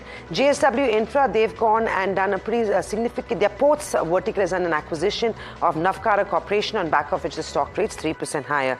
Ather Industries, they've made signed a supply pact with Baker Hughes. The stock looked a lot better in pre-open trade. It's up about 2% right now. I cannot rule out the fact that you may see further buying emerging on these stocks in just the next few minutes. So all in all, a stable, good-looking market. The breadth is good. Broader markets are doing well. The action largely focused in the small and the micro-cap space, though, Niraj, this morning. Just one stock, Styrenix Material is up 5%, Samina, because a lot of heavyweights, I think Ashish Kacholia, Enam Group, Motilal, etc. bought, and that stock is up in trade today, so do watch out for that one too. But, well, opening thoughts. Kush, I'll come to you first. Based on what you're seeing on open, any trades, index, maybe a specific stock? We'll continue with the likes of Tejas. One more stock that just popped up on our radar is CMS Infosystems. This stock seeing positive divergences and an up move. There's a revival also on the cards. So I think from a near-term perspective, 505, 520 are the levels to look at. On the downside, 480 perhaps is a stop loss. So from a momentum trade perspective, CMS Info, has continued what it's been doing in the last 2, perhaps 3 days. CMS Info, 480 is the stop loss. Keep an eye out for that. And of course, Tejas Networks is the other one that Kush has said that he likes. Okay, Avinash, come in on the opening thoughts. And because the telcos have opened the way they were, it's a bit of a repeat question, but because the numbers are slightly different right now, would you go out and buy an Indus Tower? Almost all brokerage notes seem to suggest that the triggers for this one continue for the next few quarters. Well, I think IndusInd definitely qualifies as a reasonably good bet because, obviously if better pricing power comes to the telecom sector, that means better tenancy rates for a company like Indus Towers. And I think, it's one of those unique plays, Niraj, which has got a very large market share and where, I think they've got a very unique business model. So I think definitely at the current price, despite the fact that it's moved up today, one could look at buying maybe in small pieces and installments. Over the next 12-15 months, we expect better numbers. In fact, on the fundamental side, this is one of those companies which has always delivered very well on the numbers. I think it is now that the market is, realizing that the potential is much higher. So I think 370, 375 could be an ideal price to get in. And I think around 450, 455 would be a really good, reasonable target to expect over the next 12-15 months. So we are positive. But yes, I think as Kush mentioned, the markets now are at a peak level. So one has to be extremely selective on putting your bets now. I think we could see a moderate correction also. So I think it's better to be very selective on stocks and keep your cash handy in case there's a moderate correction to chip in further. This is very interesting. If we can quickly pull up BSE as well, with everything that the SEBI has talked about in terms of concerns around F&O and the fact that weekly option expiry is not a hedging mechanism. Remember, BSE's volumes are largely driven, and the turnaround on BSE has been driven by the weekly option expiry. You'd have imagined the stock would get hit this morning on back of that commentary, but it's up about 1.5%. Also, interestingly, CDSL is doing very well. So I'm not sure. Remember, CDSL is the depository of investments. The stock is up 8%, but the top gainer this morning, third straight day of gains, is on the Nifty 500 is 361 WAM.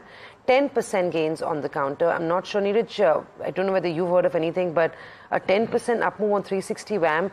Pull up the week, actually. The week has been very, very solid for the stock. I think since I've come back, I've seen an uptick on the stock pretty much every single day. There it is. That's what it is. In a week, it's up 22%. Something's going on. We just don't know what as of now. But if you're playing swing trader, that's probably what you're betting on. The stock looks good. 22% on that one. Kalyan Jewels is up 9%, 11% now on 361. Kalyan Jewels is up 10%. CDSL is up 8%. PB Fintech is up 5%. Niraj is in maintaining how Indus becomes a really good proxy to play the telecom pack, and that's probably the only stock that's gaining in the telecom pack the way it is, up about 4% as we see it. Apart from that, insurance doesn't look too bad this morning, and as always, defense, BDL, the day belongs to BDL from the defense pack. It didn't participate when the likes of Mazgaon and Garden Reach were doing well. This morning, BDL up 2.5%. Kush, do you know how this one is looking in the charts? 361 WAM, 22% in the last 4 full trading days. Looks like a buy at these levels. I don't know, about 1,028 right now, too overheated. No, certainly, not a buy at the moment. You're right. Day after day for the last, I think, 3 or 4 odd sessions, the stock's seen a stellar rise. Encouragingly, there is, volume pickup as well. But then from the near-term perspective, the kind of move that we've seen gone into overheated territories, best avoided for a fresh long. Right. Fundamentally, Avinash, with everything that the SEBI chief talked about reducing the volumes in the F&O space, and she very clearly highlighted that weekly option expiry is gambling almost, and it's not hedging. And it seems like there could be some pressure on those segments in the near to medium term. We'd have thought BSE would have seen a correction because a large part of the income or the turnaround has been on back of these weekly expiries. Keeping that as the backdrop, is BSE a blanket sell for you, or is there a lot more to the counter than just a weekly expiry? Samina, I think despite the fact that, the SEBI chief has mentioned that, there's a lot of speculation happening on option trading, I wouldn't be surprised that this is hardly going to impact the volumes. Retail traders are very aggressive, and I think retail appetite for options is increasing day by day. So I think I would suggest that, whenever such news flow comes in, I think stocks react, in fact, positively because, the opportunity to scale up is quite large. And I don't think this is going to have any impact on the volumes in the near term. So BSE is definitely not a sell. I would suggest that, looking at the fact that now NSE is going to get listed in the coming year, that is going to be a key trigger for BSE. They have already, improved their derivative market strategy very well. So I think any dips should be used to buy. In fact, this is not a sell, but definitely a very long-term portfolio candidate. Okay. So that's one factor to monitor as well. So the index about 1/3% though, and largely maybe led by Reliance, but have to admit some of the IT stocks which had a good move yesterday, and wonder what they are doing, because remember now as you see the index, Reliance or Bharti are not 10 in the top 10 winners. In fact, Bharti too, much like Vodafone, is trading in the red. So while Reliance is about 1%, almost everything else in the telco space has come off. Indus may be a separate kettle of fish, but the others have certainly come off. What's doing well is upstream oil, because ONGC is up 2%, presumably because of that uptick in oil prices. And I wonder if you can pull up the stock price of Oil India, and if that is also doing positively. So Kush Bora, ONGC, Oil India, both of them up in trade. We missed the obvious conversation because telcos is such a big newsmaker. But what to do with these oil upstream names? Well, ONGC, you could continue to hold if you've got an existing position. No fresh entries recommended just yet, close to the resistance zone. Oil India, on the other hand, is a different candidate. It's seeing a breakout, above that, 700, 710 mark. Momentum indicators also picking up. So a very encouraging setup here. I won't be surprised if it actually goes on further. to hit 755, 770 kind of levels also in the coming weeks. So Oil India, one can consider going long from here. Now the resistance zone of 700, 75 will start acting as a support zone. So that's where you can keep your stop loss. Well, thank you, Kush. Great having you on the show this morning. That was good perspective on the markets, telecom, the Nifty and Bank Nifty. Avinash, just a couple of more questions before we have to say bye to you as well. 360 WAM now is up 12%. What is going on here? Are you aware of what's happening on the stock? It's down 22%, and the going is still looking quite strong. I think my guess is, the overall environment for wealth management companies, Samina, is improving day by day. We could see very strong numbers, not only on the Q1 performance, but I think overall the commentary, from the management post the Q4 numbers has also been very solid and positive. So I think the markets are expecting some further big announcements from the company in terms of new products, new services, and of course, earnings growth, for this company is going to be in the region of 20-25%. So I think this is a space where a lot of, positive, activity is expected to come in. I think we'll see the numbers, and I think the markets are probably discounting, better financials and better numbers for FY25. So I think unless there is some major corporate development, this 20-22% rise which you have mentioned definitely has some indication that something probably could be announced in the very near term. Okay. Well, Niraj, we need to know what's happening. It's 12% high and the volumes on 361 are significant. I think it goes beyond just a private banking play is what I would imagine, because the rest of the sector, while looks good, it's not looking as good as 361 WAM. You've got counters like, if you can pull it up, Centrum, IFL, Edelweiss, Anand Rathi, CDSL is doing well, BSE is trading flat, Centrum is doing nothing. Okay, CDSL is up 8%, which I already highlighted. BSE is up about 1.5%. Edelweiss and Anand Rathi, if we can get those ones up. Motilal is trading low. So that's the general sentiment in the industry. Edelweiss also not looking too great. Avinash, do you track Walkhard? What is the expectation on Walkhard in terms of the announcement? The market seems to be getting a little excited. I know it's about the drug WCK222, which is, I know Dr. Korakiola's big bet in terms of a turnaround or revival in profitability for Walkhard. Do you feel like in anticipation of the news flow, Walkhard becomes a good buy at these levels?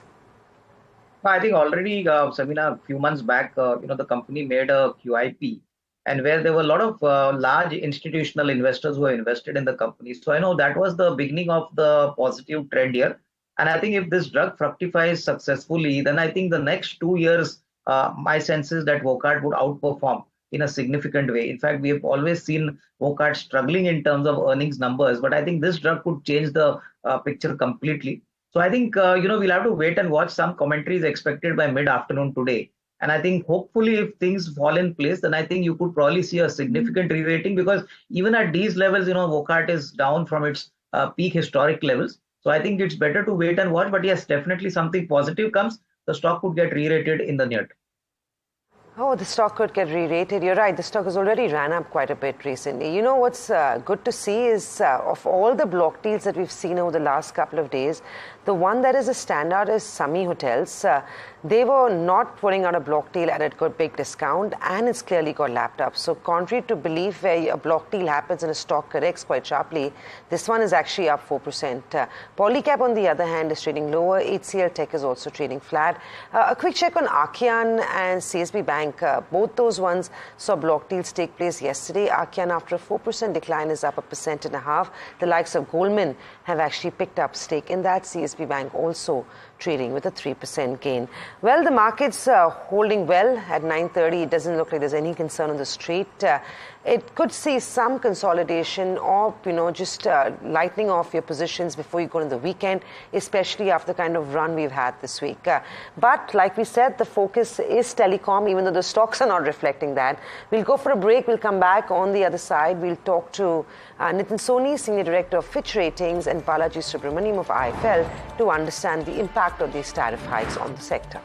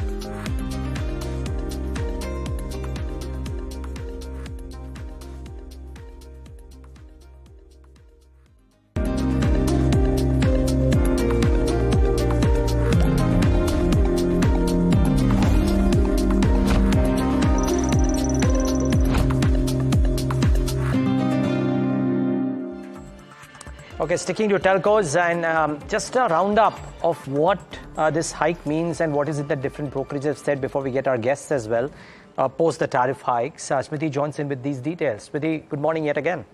Good morning. Yes, now we have more news on tariff hikes, and this time Airtel has raised tariffs, and so the postpaid plans have been hiked by about 10 to 20%, while prepaids are somewhere between 11 to 21%. So very similar hike to what Jio has taken. And to give you a little context, Kotak's in a note. Now remember, this note came before Bharti Airtel's hike, but they have actually pegged the incremental revenue for the industry, the three players combined.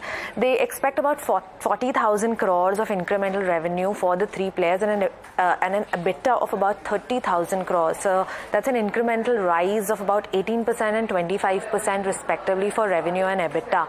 Now, while these hikes are in line with what the analysts had expected, there is a higher chance that the absorption for Airtel will be higher compared to Jio. Analysts have time and again said that when the hikes were taken in 2019 and 2021, there was Airtel had a higher absorption rate than the other two players. So probably we're going to see a higher increase in ARPU of what is expected out of Jio, and definitely we're looking forward to how Vodafone raises these tariffs, if those will be on the similar lines or it will be higher, because remember, they need it the most among all the players.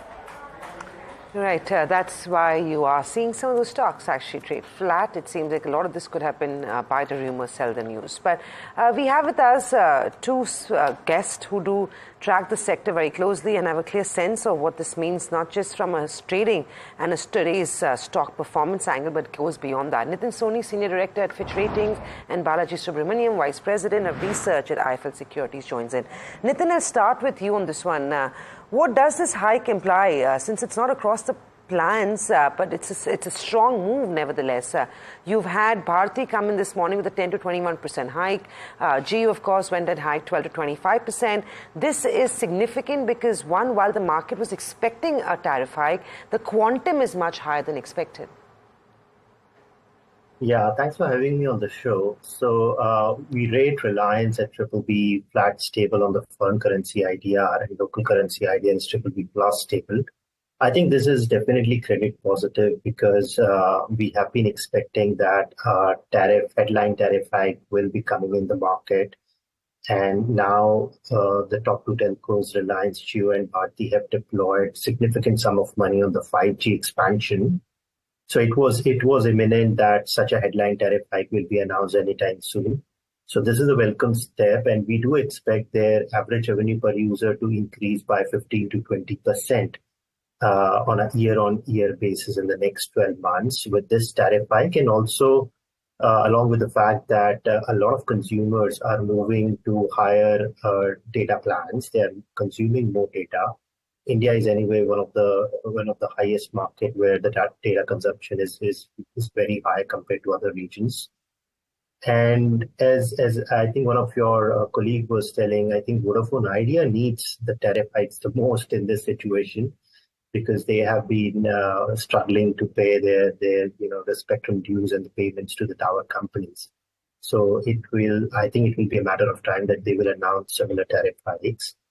And I would also say that we will expect more tariff raises, I think, in the future, because Bharti's management have been quite vocal. They have been publicly saying that they want to see the average revenue per user at ₹300, and they need higher headline tariff definitely to monetize their large 5G investments. Okay. Well, Balaji Subramaniam is also with us. And Balaji, just take a moment and tell us that is this the first of the many that you believe because of hikes that could have come in? Because just the fact that spectrum auction was muted, there is Jio which is leading this price hike, which means that maybe competitive intensity is now being given less importance versus monetization. Does this mean that it's going to be first of the many hikes over the next 24 months? And does that therefore augur well for the earnings and balance sheets of the telcos? Good morning. Thanks for having me on the show. I would say that, to call it, first of many hikes over a 24-month period would be probably, stretching it a little too far. Frankly, what I think is that one can probably have a similar sized tariff increase, maybe 12 to 18 months down the line. And, if that also materializes, then Bharti Airtel should be able to achieve the 300 rupee medium term ARPU target that they have been talking for many years now. Of course, as far as the need for the tariff hikes was concerned, of course, we hadn't seen any outright across the board tariff increases since December 2021, in a way it was highly overdue, considering the fact that the telcos spent big on 5G spectrum in the 2022 auctions, and let us not forget that at some point. Reliance will also have to provide an exit for the investors in Jio platforms through an IPO. So all of those considerations were there in mind. And if you look at the return ratio, even the profitable telcos like Jio and Bharti Airtel make today at current tariffs, they are in high single digits. So, I would expect, it was just a matter of time before this tariff hike happened. And, maybe we will have one more significant tariff hike in the next 12 to 18 months. That's some time away. Nitin, would your assessment be, I don't know if you have an assessment on when can the price hikes happen, but with an assumption that this one has happened and there could be another one anywhere between the next month to the next 24 months, what does it do per se to how you view the strength of the franchise of any of these? Because, we know Vodafone is kind of coming out of the blinkers, if you will, but with some serious fund infusion, talk of some debt being raised as well, and banks being open to doing that too. How do you view this whole piece then? No, I think, we have come a long way in terms of the industry consolidation. We used to have over 10 operators. Now we have 2+1. And the two being are very strong. They have a very strong balance sheet. Vodafone Idea is struggling. So they have all the motives to, and they intend to drive prices higher. They have invested substantial sum of money in the 4G spectrum and the 5G spectrum in 2022. So they need to monetize all these large investments and generate a decent return on investment for their investors. So it's tough to say when the next hike will come, but I think our view is that it will surely come, whether it's coming in 12 months, 18 months, or 24 months. If you look at the behavior of these telcos, the previous tariff hikes were mostly led by either Bharti or Vodafone Idea, but I think this is a pleasant surprise. I would say that this time it is led by Reliance Jio, which, since its inception has been playing the role of expanding the market with higher data consumption, keeping the prices lower. But I think now clearly with this action, you can say that Reliance Jio they also want to monetize their large investments and expand their EBITDA margins and expand their revenue growth. So I think it's a very welcome move, and probably the next one could happen in the next 12 to 24 months. Right. Balaji, what do you feel? Do you think this is reading the signs here? Because like Nitin also indicated, up until now, it was either Bharti or Vodafone taking a lead in terms of a price hike. Reliance was so focused on increasing market share. It was the third player for whatever it's worth. From this action, it very much seems like the leadership now is with Jio. Would you agree? And keeping that in mind, how would you approach the stocks of these telecos?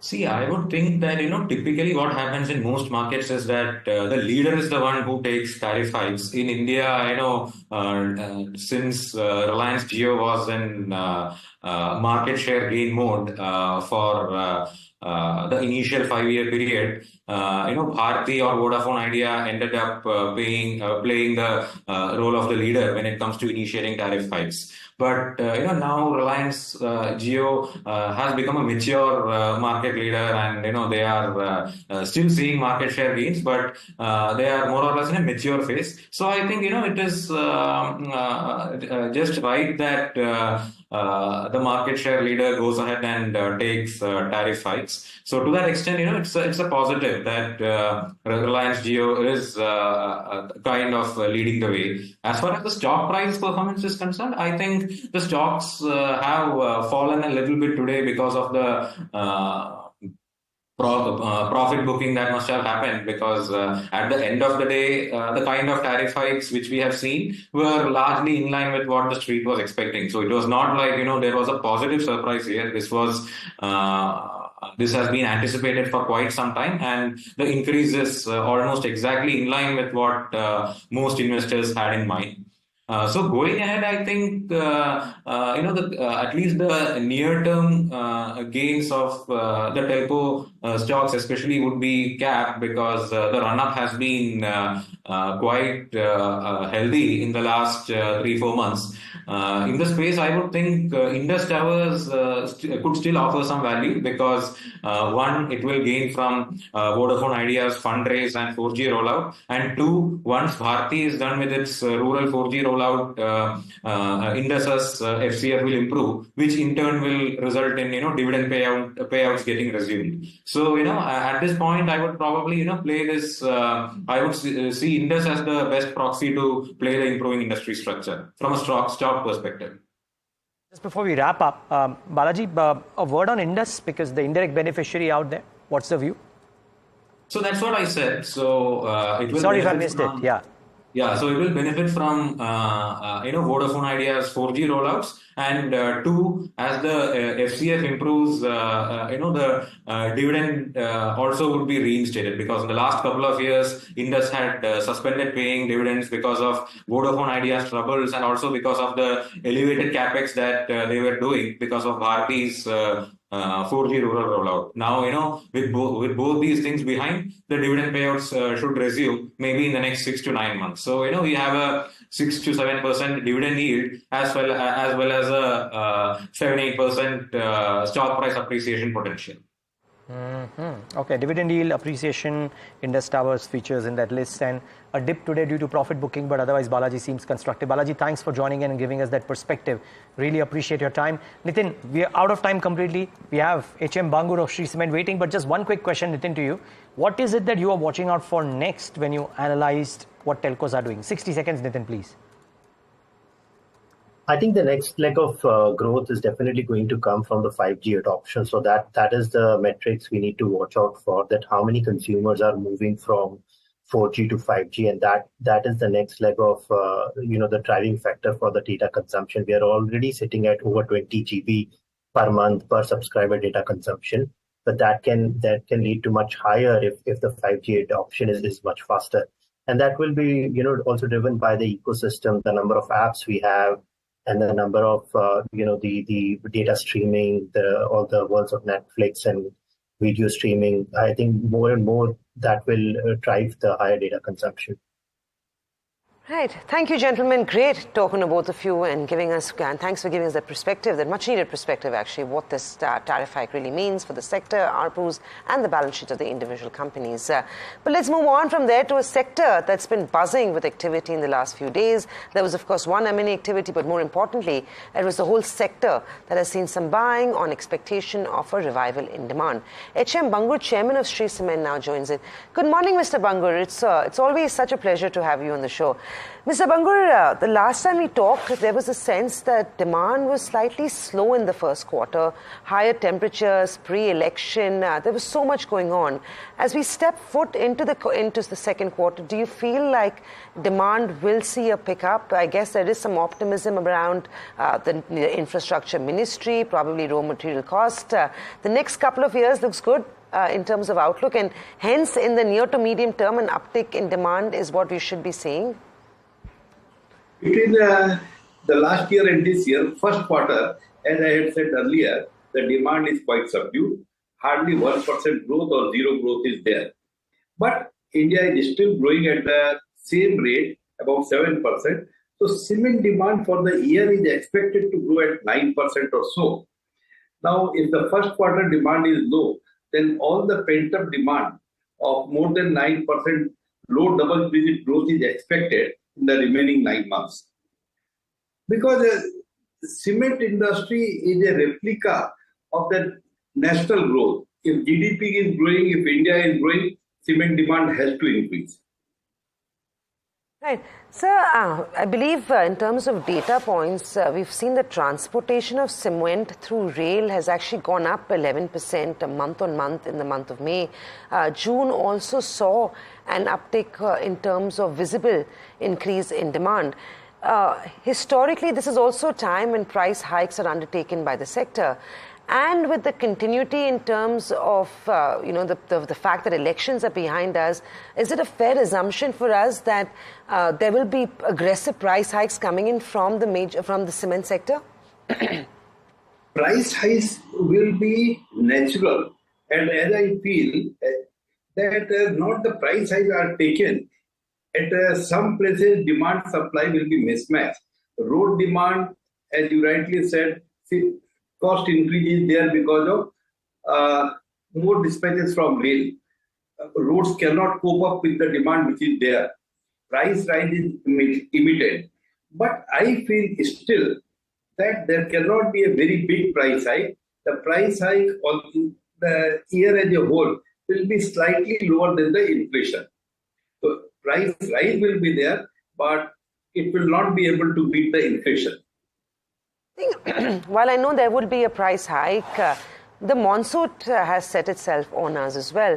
These price hikes are sustainable because on the flip, pet coke prices have also reduced. So your input costs have come off. Demand is expected to improve, but still not looking as good as the industry would have liked. So in case of a price hike, while it may be a one-off, do you feel like this could be sustainable in the next couple of quarters and then have a material impact on your numbers? That's what I said. Price hike will be there, and the sustainable will be little bit below, not much below, little below inflation. So inflation, if we think is about 6%, then the price hike of 5% is very much natural. It may be delayed by a month, or it can prepone by a month, but this price rise has to come in the year as a whole. Bangur, Niraj here. There is, of course, a lot of consolidation happening as well. You are on record saying that you want to expand organically, maybe over 80 million tons by FY28. Would you pursue that strategy, or are you actively looking at inorganic acquisitions as well? We are going to be 80 million tons, as I said earlier. We maintain the same thing.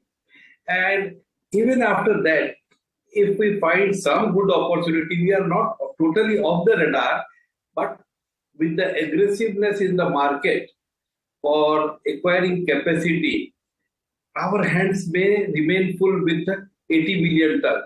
We don't mind. Our balance sheet can support 85 million ton also with 5 million ton or 7 million ton takeover. But our own strategy of 80 million ton, and then we have not yet discussed, but the things are under plan for 100 million tons by 2030. Till we can get the land and all the clearances, we normally don't announce. And that is why whatever we announce is never deferred. So, sir, sorry, just to get the clarity, you are saying that for you, growing this organically to 80 million tons by FY28, give or take, is the strategy that you want to pursue right now, because the aggression in the market would make you not very keen on inorganic moves? Yes, not very keen, but we will not be totally off the radar. Some things may really come, and then we can look at it. Got it. The other aspect, Mr. Bangur, is how efficiently can plants run, and there are multiple layers to it. One is, of course, the efficiency that comes naturally by operations, but two, green power being added, other aspects too. Would you believe that the cost of operations and cost per ton of manufacturing cement for you, or maybe for the industry as well, could head lower over the course of the next 24 to 36 months? Lower cannot be there. How small the price increase will be there? You are with the tide where everything is going northwards, that the price increase will be natural because of inflation and others. If you can stay at the same level, or if the price increase is 5%, you are only 2% up, that is good. Shree Cement has recently completed 1,000 megawatts of our own captive power. And out of that, 500 megawatt is green power, that is wind, solar, and this co-generation of power, waste heat recovery. Got it. Okay, so you are saying that it can't go lower even if you optimize costs, let's say 150 rupees by 150 rupees per ton because of various measures. Costs will not go lower, but you will optimize the costs relative to what happens in the industry per se. Yes, that's what I mean. Got it. Okay. Right. So, Bangur, I know we keep hounding you about these questions in terms of expansion, M&A, what are you eyeing? A couple of months ago, you had, of course, I read an article where you said that you were very keen on building and expanding in central India and maybe South India. At that stage, there were rumors, of course, during the rounds that you were going to be picking up India Cement. Now, of course, none of that's happened. But is South a market that you're tempted to venture into? And if yes, any sort of conversations on, any sort of targets being identified in that sense? Because there are opportunities that are available at a pretty relatively cheaper valuation of what we saw happening on India Cements yesterday. Only about a month back, we had started our Guntur unit in Andhra Pradesh, and there is enough limestone there. As the markets increase at much lower cost, we can increase our own capacity. There are brownfield expansion positions in South India as the limestone reserves are high. So still, if some company we may find, we are not very keen, but we are open to the idea. That's all I can say.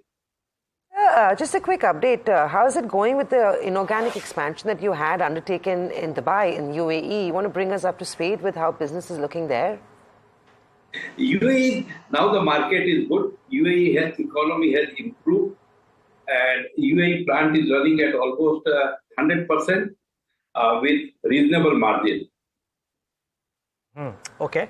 The belief also is, Mr. Bangur, as we come to the end of the quarter, that your quarter-on-quarter volumes, because of Nawalgarh, because of Guntur getting commissioned, might actually see a bump up. But it's just hitting monsoon, maybe not in south, but otherwise. Would we see a substantial uptick? How has demand been in the quarter?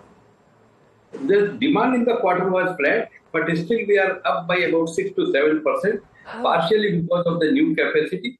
But new capacity, as soon as it is completed, doesn't come into full force.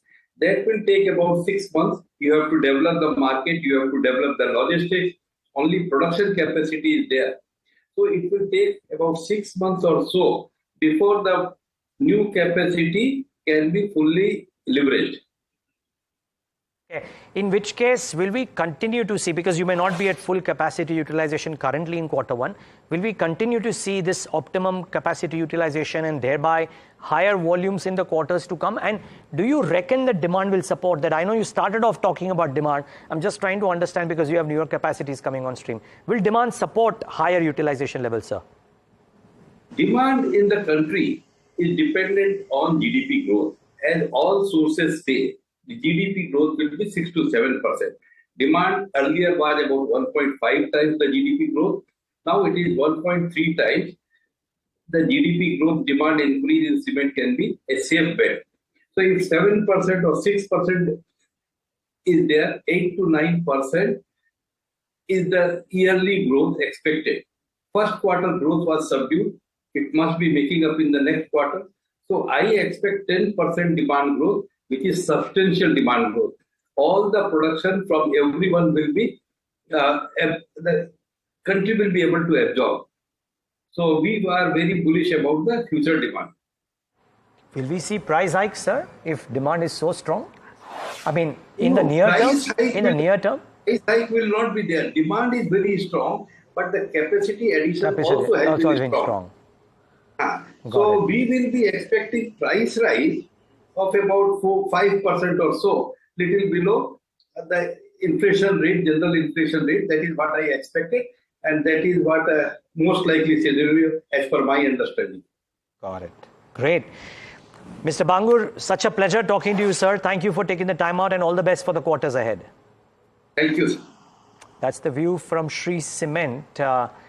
No inorganic moves, but at least. I think Ultratech seems to be the torchbearer in terms of... followed that Adani acquisition of Penna. Yeah. Now they've done India, course, and it could be interesting what happens in the near term. And like they said, of course, we thought Shree Cement also could be eyeing acquisitions because remember they made an inorganic expansion in UAE, and that's Stanley.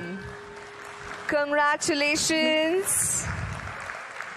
Heartiest congratulations. Well, that's... it's a pretty fantastic start on Stanley, 35% higher. It's been a good week, 4 listings for the markets, and this is a good start. 504, you saw what happened with D-Development a few days ago, and this one's not too far behind. A pretty solid debut on the index this morning. 504 is what we have. 506, and it's building on to those gains from the way we can see it, and I believe... Niraj, you want to comment on that one? No, Stanley is one. Sorry. So let's finish Stanley first. But there are a lot of other stocks which have moved. Oh, yes. Samina. Yeah, I think... But Stanley is interesting, yeah. And you mentioned that companies which have gotten well subscribed are listing well and then continuing. EasyGo was a case in point. Good listing and then actually built on from there as well. And the response has also been quite healthy, so that's been good. But I think holding companies... I was going to say that. There you go, I stole it. Bombay Burma, it's actually taken over the 361 WAM for now.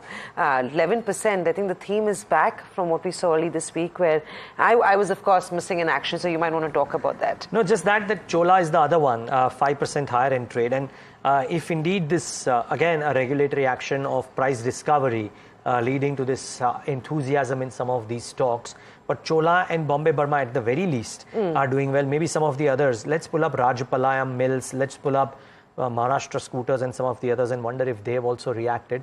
Maybe not as strongly as these two because these two stand out really in the BSE 500 list. But can we have Maharashtra Scooters? That's up about 3%. Rajapalayam Mills should come up on your screen. Maybe that too could be active. Vama Holdings is the other one which has got that holding in SRF. So maybe some of those are active. You know, I'm going to take credit for calling this out a few minutes ago. Ether Industries was up 1% when we highlighted that they've gone and signed a supply pack with Baker Hughes at 9.15. The stock is the second biggest gain on the Nifty 500 now. It's up 9%. So as expected, it started flat and the gains have rolled in on back of that deal. You also have not just CDSL, but the other one that I noticed was MCX. MCX is also having a pretty good start to trade this morning.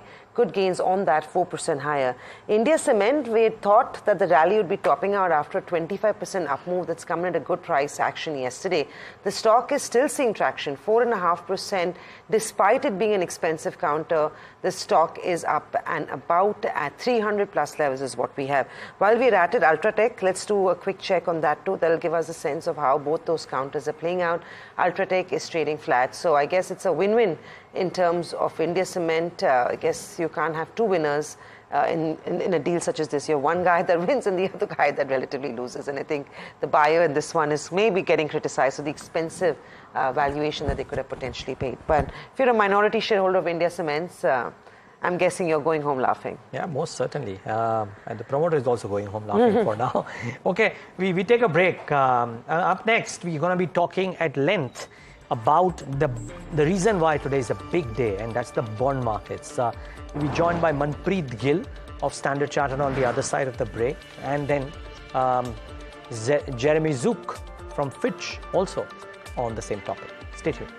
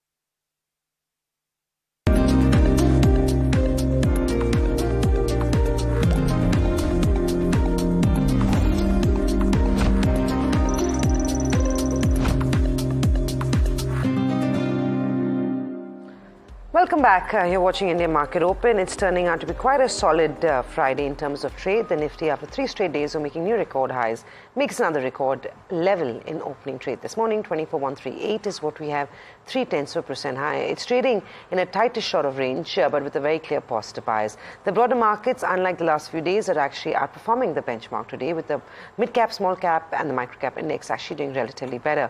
Very interesting play that we're picking up on. You've got a whole bunch of these holding companies that were in flavor on Monday. They're back on in terms of action this morning. You've also got CDSL, MCX that are having a good day. Aegis Logistics, Ether Industries are having a firm positive session.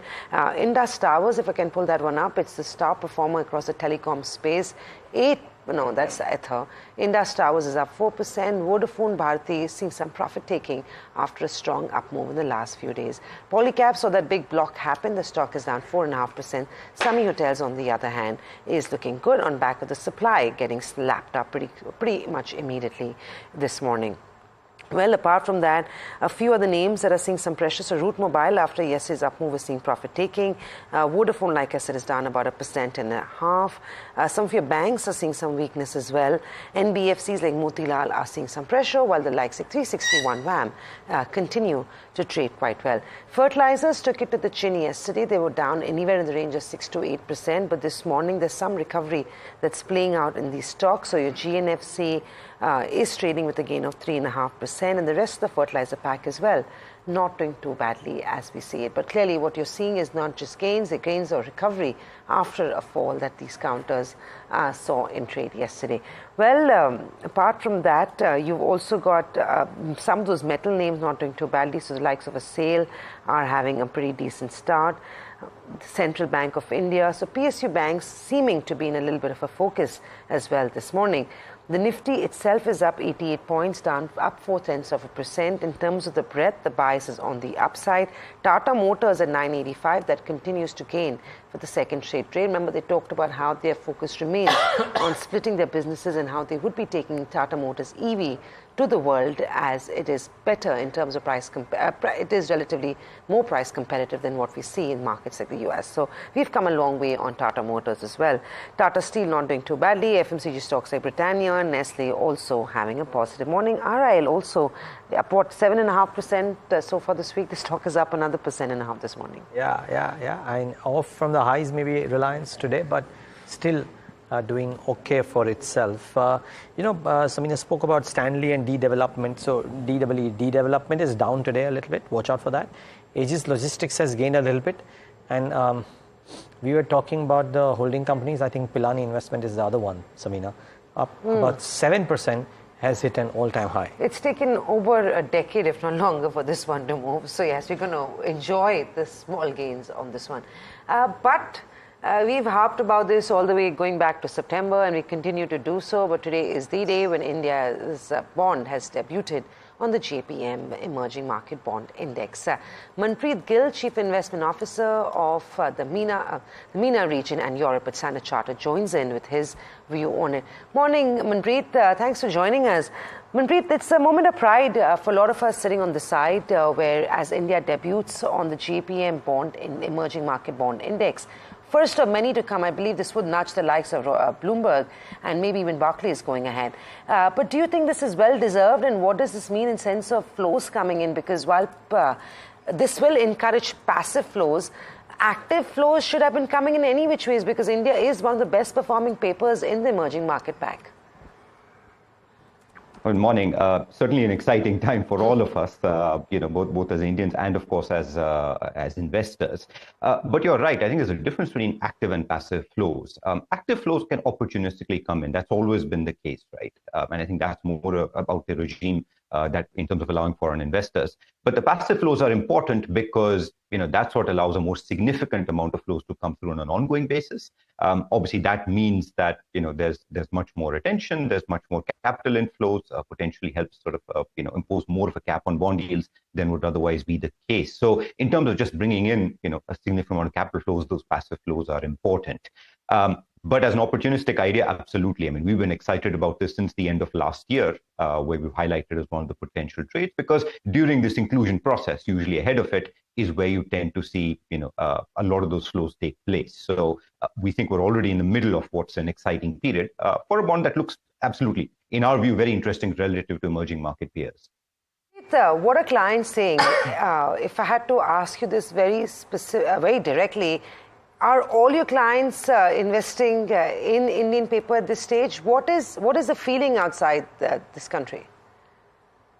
Are you pitching? Are you pitching Indian debt as opposed to maybe Indonesian paper at this stage? Well, each of our clients in our business tends to be very different. But yes, when I think about it as a CIO house view, yes, it's been one of our top ideas for opportunistic portfolios since December last year. So that is one of the active ideas we've had on. And I think our rationale is more purely investment driven, right? Because one is if you compare either from an absolute return perspective or relative to the rest of the emerging market local currency universe. That's really the benchmark here. The yield's interesting and the currency is stable. And what the flows do is create the possibility of, some fall in yields or a modest amount of capital appreciation. So if you tick through those three metrics, absolutely, it stands out as a potentially very interesting idea. So from that perspective, we have been actively pitching it since December, obviously as part of our universe of opportunistic ideas.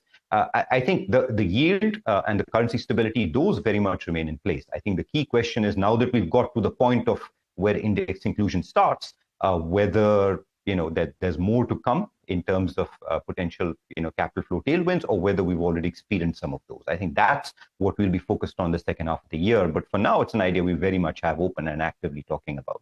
So glad you bring that up, because I think the play really is the alpha generation through capital gains. Yields have already moved down in the last couple of months on anticipation of this inclusion. We've seen about $10.5 billion come into the market as well. From now onwards, would you be adding incrementally or recommending incrementally Indian paper, or would you be just sitting on your allocation and hoping that all this passive flow that's going to come in over the next 10 months will probably then take your yields down to 6.5, if that, by maybe FY25? Well, the way I look at it is that if the basis of adding exposure was index inflows, then that period is most probably behind us. That's the reason why, in our view, at least, we put on this idea in late December last year, till date. And that's what we've experienced in index inclusion, whether in bonds or equities, historically. That doesn't mean we necessarily close the idea today, but what it means is the basis of any investment view would change to just, analyzing it just like we'd analyze any other local currency market. So today, here on, it'll be much more about a view on bond yields and a much more about a view on the currency. And sitting here today, we just published a second half outlook. We've still sort of chosen to keep it on because we think, independent of index inclusion, the yield premium on offer relative to other emerging market peers, relative to other sort of income assets, and the fact that the rupee continues to be remarkably stable, those two factors still argue for it being an interesting trade. So the basis might have changed, but for the moment, we're quite happy to leave it on and continue to invest on the basis, even if it's just the carry. Okay, Manpreet, just one quick question. Is there a question that comes in between India equity versus India debt now, that there is this event that has happened versus equity markets which have done so well but are expensive? Well, I think that they're almost different asset classes, so I'd almost analyze them differently. And I'd say there's room for both. So we discussed the bond idea. Indian equity is something we've been excited about, obviously, for a long period of time. We've alternated between overweight and neutral over the last few years relative to Asia ex-Japan. But today, it's again one of our key overweights. It's our only overweight relative to the Asia ex-Japan equity universe. Valuations, undoubtedly, I mean, that's the big debate. I think there's less debate about economic growth, policy continuity, earnings growth. Those factors are there. The reason we're still okay leaving it on is, yes, valuations are high, but we think they're justified by the ROE. And if you take sort of that sort of framework of the world, it's Indian equities, it's US equities where you see high ROEs, high valuations, but justified by high ROEs. So something we still have to monitor, but at least relative to other options out there, we still think it justifies an overweight. Mm-hmm. Okay. Well, we are also joined, and Manpreet, if you have the time, please stay on, because we're also joined by the Director of Asia Pacific Sovereign Ratings of Fitch Ratings, Jeremy Zook. Jeremy, great having you. Thanks for joining in. What does... Okay, great, and good to have you. What does an event of this magnitude, and I know this is now known since September, when JP Morgan first announced there is money that has come in as well. But today is the D-Day. What does an event of this magnitude mean for a nation like India, wherein all commentary suggests that foreign investors were craving, but they were wanting certain events to happen like this bond inclusion? What does this mean? Yeah, well, thanks for having me, first of all. I think, this is certainly a big day for India, and we view bond index inclusion as positive for India's story. If we look at, what factors we're thinking about, certainly deepening of capital markets through bond index inclusion and greater foreign investor participation is a big benefit, we think. It helps to broaden the investor base. India at the moment is very reliant in terms of bond financing on the local market, and bringing in foreign investors to play a bigger role will help to broaden that investor base and lessen some of the risks around crowding out issues when it comes to government debt.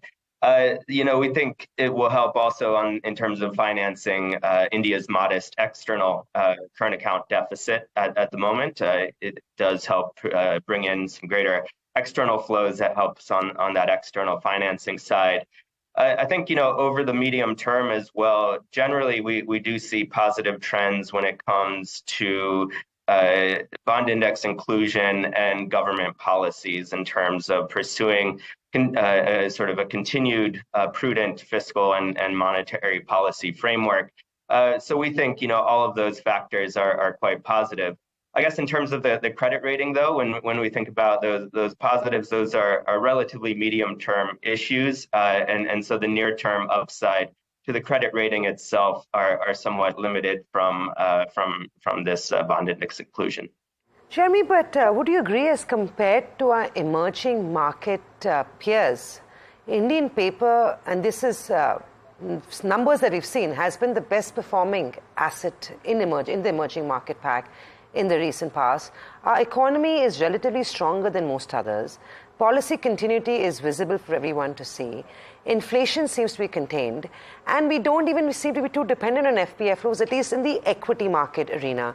Do you now feel that India is in such a comfortable spot that none of the changes internationally could have a major impact on us? Well, I think in terms of these bond inflows, I mean, certainly what will drive that is a lot of the passive inflows, at least from here on out.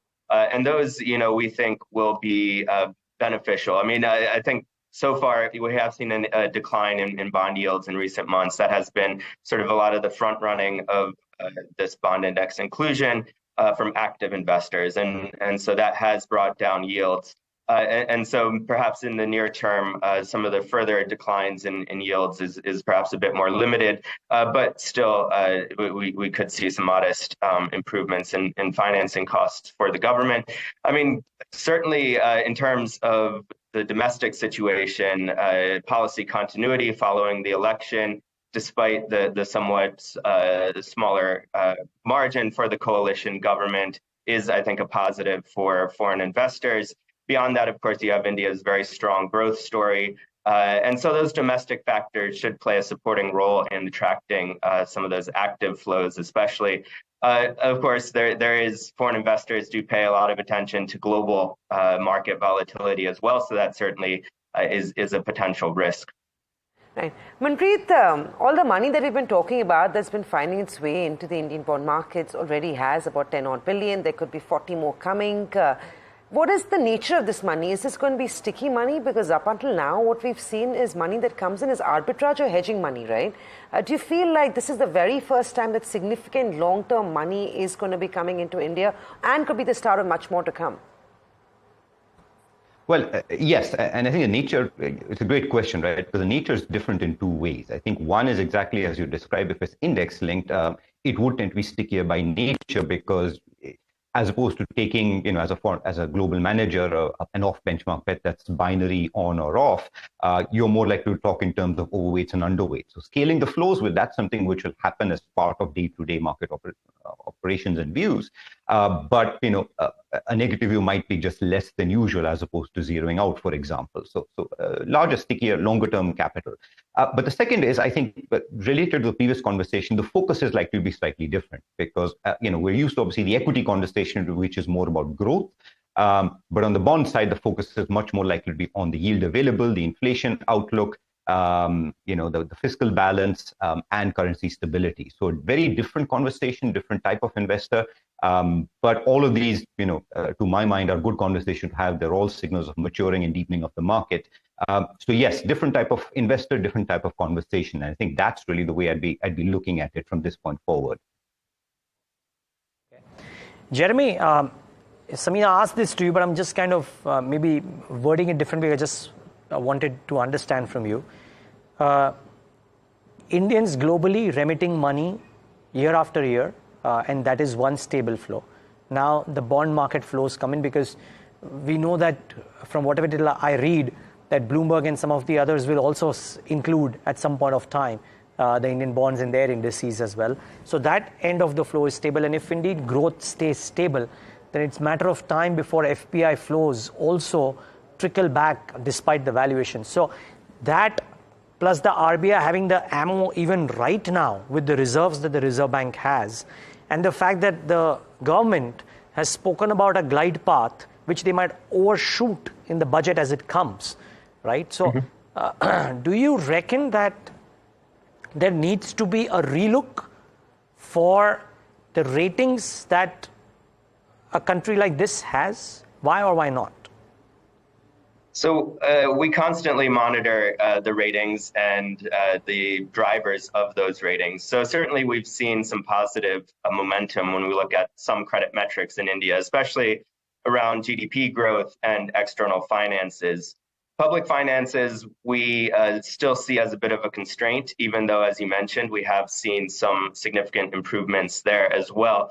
So I'll turn to each of those, and certainly on the growth side, strong GDP growth will continue to boost India's economy, the size of the economy as a share of the global economy, continue to boost GDP per capita, which will be positive for the credit metrics over the medium term.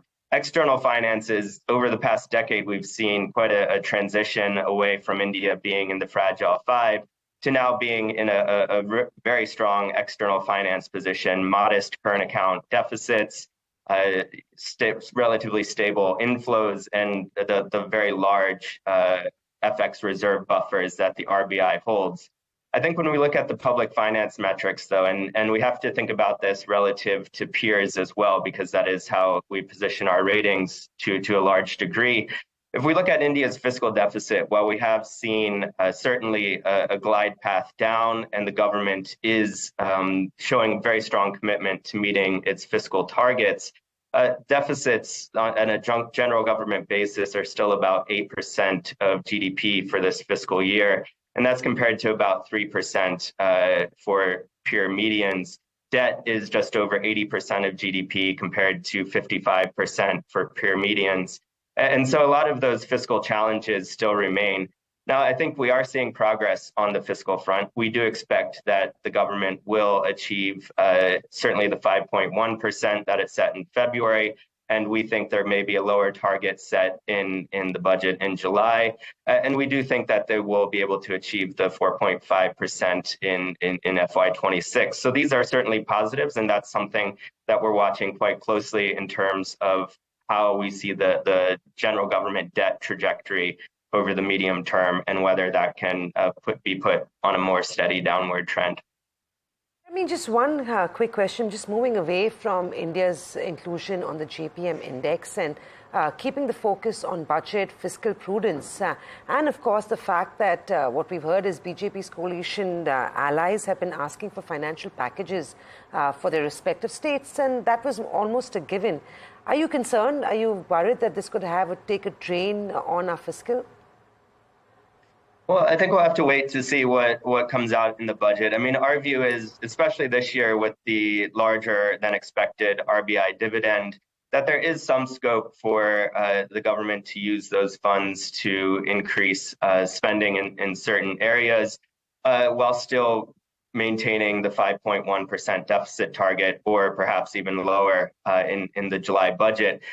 Certainly, I think what we've seen over the past couple of years is that these fiscal targets do appear a relatively high priority for the government, and we do anticipate that will be sustained over the next couple of years, and certainly that 4.5%, especially because it now looks very achievable. We think that will be an important metric for the government. I suppose where we could see a bit more in the way of a challenge is in terms of the composition of spending, whether the government can sustain that higher level of capex spending while increasing social spending or spending in other areas and continuing on this downward glide slope. Right. Thank you, Jeremy. Thank you, Manpreet. We'd have loved to chat with both of you longer, but for now we're completely out of time. Have a good day, and I guess we'll hopefully catch up with both of you later. With that, the markets are holding themselves well. The debt market also not reflecting the excitement in terms of yield movement just yet, but a significant day, like we've said. The Nifty as well at the record high as we see it. Bank Nifty is looking a little weak, and that's the money market check. In fact, yields have turned higher, and that's interesting. It's 7.26 on the 10-year, and 7.18 is what we have that trades flat on the 2023. So that's what looks like the markets at this stage. But with that, completely out of time. Thank you for watching. There's a lot more programming on the other side. Up next is the FNO show, so stay tuned.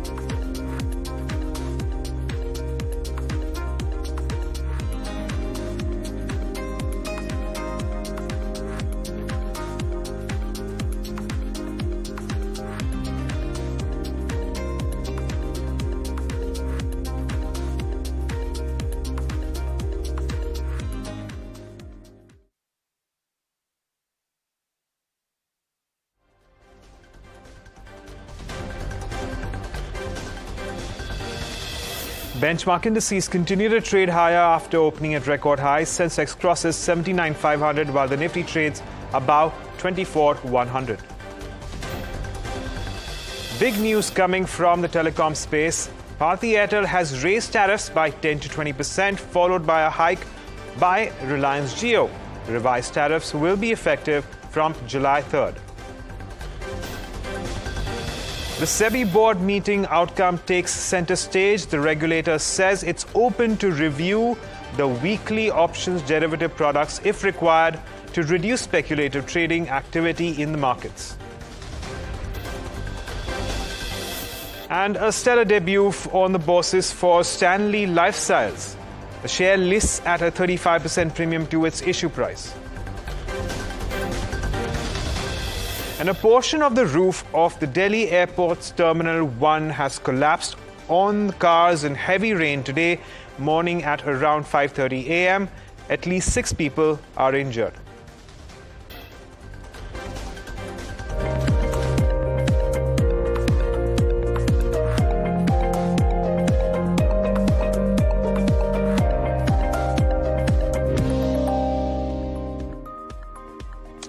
Hello and welcome to this special edition of the F&O show. Well, this show we usually talk about the futures and options space, but today we're going to start by taking a look at something very specific, and that is the weekly options. And the reason why we are taking that up is because of certain comments coming in from the SEBI chairperson. And well, what she is intending, or rather suggesting, is that re-looking at weekly options is not completely off the cards just yet.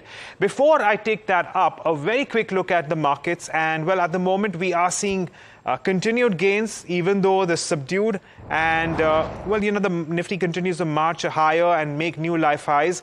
We also have a further decline as far as the India Volatility Index is concerned, now at around 14. Well, actually, it's been around 14 since the past couple of sessions. And of course, the Bank Nifty also continuing to march ahead. This time, potentially looking at 53,000. That could also be on the cards right now.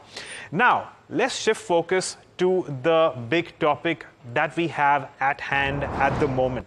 Now, starting off right at the top, the Securities and Exchange Board of India on Thursday said that it is open to the review of weekly options, derivative products, if required to reduce speculative trading in markets and systemic risks. And to quote SEBI chairperson Madhvi Puri-Buch, she says, maybe we should relook at the products. Now, the question really is that, what does this mean for the markets? Now, we also know that at the moment, in terms of what we are working with right now is the kind of worrying trends that we are seeing right now. Firstly, let's start with what weekly options are. So the weekly options are those which in fact have a weekly expiration instead of a monthly expiration. Moving on, how do they work? Well, they don't work very different to how monthly options work. In fact, but the only difference is that instead of having a monthly expiry, well, these weekly options have a weekly expiry.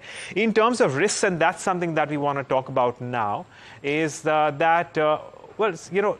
because they are weekly options expiries, the premiums are relatively smaller. This also means that if there are smaller premiums, in terms and in periods of sharp movements in the spot, that can actually lead to rapid expansion in these option premiums. And that perhaps in turn could lead to weakness as far as jolts when it comes to your option writers coming through. And that perhaps is the big risk here. Moreover, in terms of the most recent trends that we have seen, there are certain concerns that the SEBI has put forward to. Firstly, there is increased speculative activity in weekly options. Remember that options in general, and derivatives in general, are used more as and have been introduced as a hedging instrument. That was, of course, the initial use of it. But while many sophisticated hands continue to use that as a speculative instrument, what the SEBI is now concerned with is that a lot of retail, relatively smaller participants are also using this as a speculation, and this is in fact increased on expiry day trades as well, especially and given the kind of traction that we've seen after the introduction of your weekly options, expiries. This has, of course, increased your intraday trading as well, especially when it comes to weekly expirations.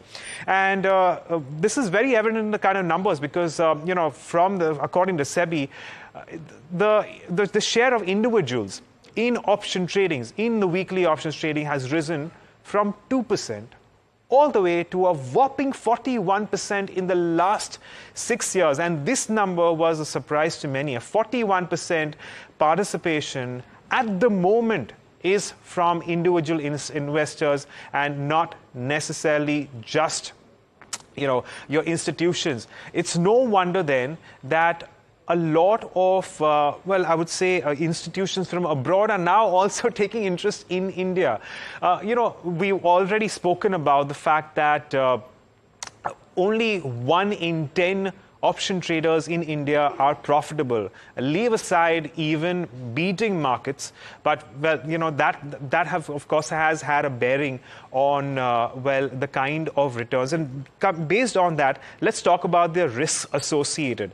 Now, what SEBI suggests is that firstly, we're looking at systemic risks, even though at the moment these systemic risks are well protected. And SEBI has also said that they will continue to enhance, dealing with risks from time to time. But at the moment, they are certainly concerned. And then we move on to investor protection. This is where they have raised concerns. And as I was mentioning, just about 1 in 10 traders in the options market are profitable. And that means 9 have lost money, a substantial amount of money.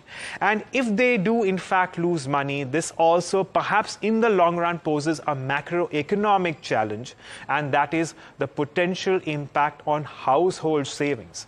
Now, all these are concerns which are very valid, and which is the reason why the SEBI has not entirely ruled out looking at these weekly options expiries and perhaps bringing some changes down the line. Now, we don't have any timelines at the moment. In fact, we have nothing more than a suggestion that these products will be looked at by the SEBI. That said, let's take this discussion up with our experts for today. Well, we are in conversation with Aditya Agarwala of Invest for Edu and Amit Bhuptani of Nirmal Bang Securities, who's joining us on the show. Gentlemen, both of you, good morning to you. My first question in this case, of course, will be to the risk associated. And since I'm talking to experts like you, I guess we can now bring in the practical aspects of it here as well. Aditya, I come to you first. In your opinion, and with the clients that you are dealing with at the moment, what is your experience? How has your experience been when it comes to weekly options? Whether or not you have seen substantial traction in your 0 day to expiry trading as well, and what you are making of this at the moment. Morning, Agam. Thanks for having the show. Interesting topic, I would say, definitely, because we all know that from the time weekly options were introduced, everybody latched onto it, and clients also latched onto it, clearly because of the fact that the premiums are low for weekly options, and everybody still thinks that you can buy a smaller premium option, an out-of-the-money option, and if you just pay a few thousand rupees, it's okay even if you lose that money. A lot of people started calling this hero or zero trades, which to my mind was totally perplexing. And there is no doubt about that the spike has been massive as far as option trading is concerned. And Agam, if I can take this ahead, the discussion, the onus not only lies on SEBI, but I would say collectively lies on all of us, the analyst community, the broking community, and the media channels as well. If we don't promote options trading, plain vanilla buying options, I think clients also will not start understanding. It's us who start promoting. Let's buy a plain vanilla option, which is a low premium, and you just tend to lose few thousand rupees. And we lure clients into taking these option trades. And in the process, the clients do start trading themselves, and the demand comes from the clients themselves that no, I don't want any hedges or any option strategies which will involve 3 to 4 legs. Just give me a plain vanilla buy or sell, or mainly a buy trade in the option strategies, which we know that the risk associated with this is extremely high. And as we all have been pointing out every time that 1 out of 10 people made money, 9 out of 10 people lose money. Despite that, nobody stops there. No matter how much we educate the clients, we tell the clients not to take these trades. It's just that if you don't give it, somebody else will give. So Agam, that is where the crux of the problem lies, I believe. And this definitely, I believe, options, weekly options can be looked at. I think it's more of speculation with the introduction of weekly option rather than any hedge to any portfolio. People usually hedge using monthly options. They don't hedge using weekly options. Weekly options are predominantly used for speculative purposes. And that is what we have seen at our end as well. Right.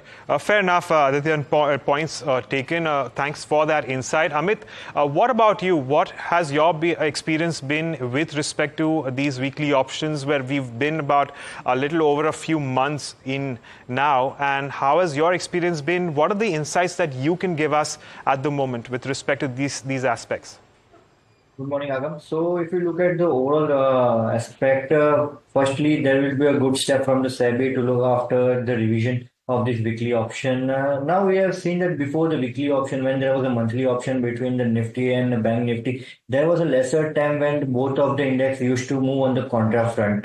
Nowadays, we are seeing that on every week, both the indexes are moving on the contra front. Wednesday, we are seeing that the Bank Nifty is not moving, Nifty is moving, due to which the risk has been continuously increasing because the volatility is being very high. Now, the same thing the panelists told that the hero and zero trade are being taken into perspective from the retail traders, due to which we are seeing that it's like a gambling part. And in the casino also, where we are seeing that the ratio where we are seeing that they need to win the amount, due to which they are putting the amount n number of time, they are investing n number of time, but at the end we are seeing that it is getting zero, due to which the risk is at the higher end. We think that the weekly option need to get a little lesser bound and need to be shifted on the monthly side, because as much as the indexes are getting onto the weekly front, we are seeing that the risk is getting continuously higher because the volatility which we are seeing is continuously getting higher. And the one thing is that if not respecting the data point, that will be a very negative front, because on that retail front we are seeing that whomsoever is trading on the vanilla front option trading, they are continuously going without respecting the data. And if you are not respecting the data, it's like the complete gambling part, and due to which at the end we stop with the loss only. So respecting data is very much important, and weekly option I think need to be get reviewed very soon and need to be shifted again towards the monthly options. Right. Aditya, coming to you, and I wanted to offer a counterpoint here as well. Firstly, some would suggest that these options are here for everyone to trade, and all the participants are responsible enough to know what they are in fact doing. For those who are not responsible, well, eventually, of course, they'll be thrown out of the markets. Secondly, there is a counterpoint, is that these are instruments which actually perhaps are deepening the markets, and at least as far as sophisticated players are concerned, this actually is an avenue for them to use. So the more tools there are, the more sophisticated our market becomes, and this in fact also enhances and actually leads to more fund flows, not just from abroad, but even from domestic institutions in general. How would you counter these points, or would you also be in favor of at least some of these aspects? The second point, yes, definitely, Agam. The more sophisticated instruments we have, the more sophisticated players enter into the market. But again, we have to take a look at how many sophisticated players are there in the market at the moment. How many institutions, domestic and foreign institutions, are using these weekly options to hedge their positions or take sophisticated trades. The idea is that what is the risk and at what stake? Look at the new entrants we have had post-COVID, and most of them are youngsters. And despite having a clear knowledge about the risks associated with the option trades, they enter into weekly option trades, predominantly because, Agam, every week you have a new expiry, the premiums are not that high. Now imagine a monthly expiry at the start of a new expiry season, like for example, a July option trading today will offer a much higher premium as compared to a weekly option premium. So that will deter a lot of individuals and retail participants from entering into plain vanilla option trades, clearly because the option premiums are high at the start of the series. And this is not the case with the weekly options. We know that because every week we have an expiry. And if you want to introduce, maybe I'm not against having more products and more options available for the institutions, but you also have to take a look at how many people are actually using that and at what risk, what is at stake, clearly. Fair enough. Amit, the other aspect that I want to talk about is while you have, spoken about option buying, there is another trend, and that is option selling. Option selling at ridiculously low premiums, and those strikes which perhaps could look like they will not be achieved, but it just ever so happens that because of the sharp whipsaws that we see in the markets now, at one point in time or the other, even if you sell far of the money, far out of the money options, at some point in time, it may look like, well, they will become in the money. And even if they don't, eventually we see a sharp spike in premiums, which actually throws out a lot of traders.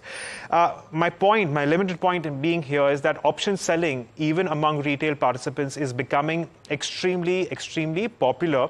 And while they do make money, 9 out of 10 times, the 10th time they lose money, well, it completely wipes out gains from across the last few months. Your word on this aspect here? Before COVID, we have seen that the movement in the Nifty or any other index, we have seen that the movement was not that too sharp. After the COVID, we are seeing that the sharply movement has been witnessed from all the indexes. On the daily basis, we are seeing that 200, 300 point is minimum for all the indexes to move. And at this point of time, we are seeing that the shorting of any index on the naked front is too much riskier, and that the investors are not thinking of that. They are only thinking that I am getting 3 rupees, 5 rupees premium at the end of expiry. But any wild move comes, then at that point of time, the household savings completely gets wiped off, due to which they are getting out of the market. This is completely turning into a casino front or gambling front, which not to be done. Again, I am saying that you can do the vanilla options on the naked front, on the buying side or selling side, but respect the data. There are many data points like OI, India Weeks, PCR, everything is there and it is in front of you, but you should use it. If you are not using it, then you are completely blindly into the options and doing like I am investing 1 rupee, but instead that I will get 2x, 3x rupees, due to which they end up losing. So always I think that on the shorting front, you should do a proper knowledge. And if you are shorting, then always to put the hedging strategy against it, that due to which the risk has been known to you from the first day. All right, there you have it. Respect the data. That's the word coming in from Amit. Well, I think we've taken a little bit extra time when it comes to this discussion, but this was a discussion that needed to, well, take place. So on that note, I'm going to take a moment to thank both our experts for joining us and taking us through their views on the latest developments.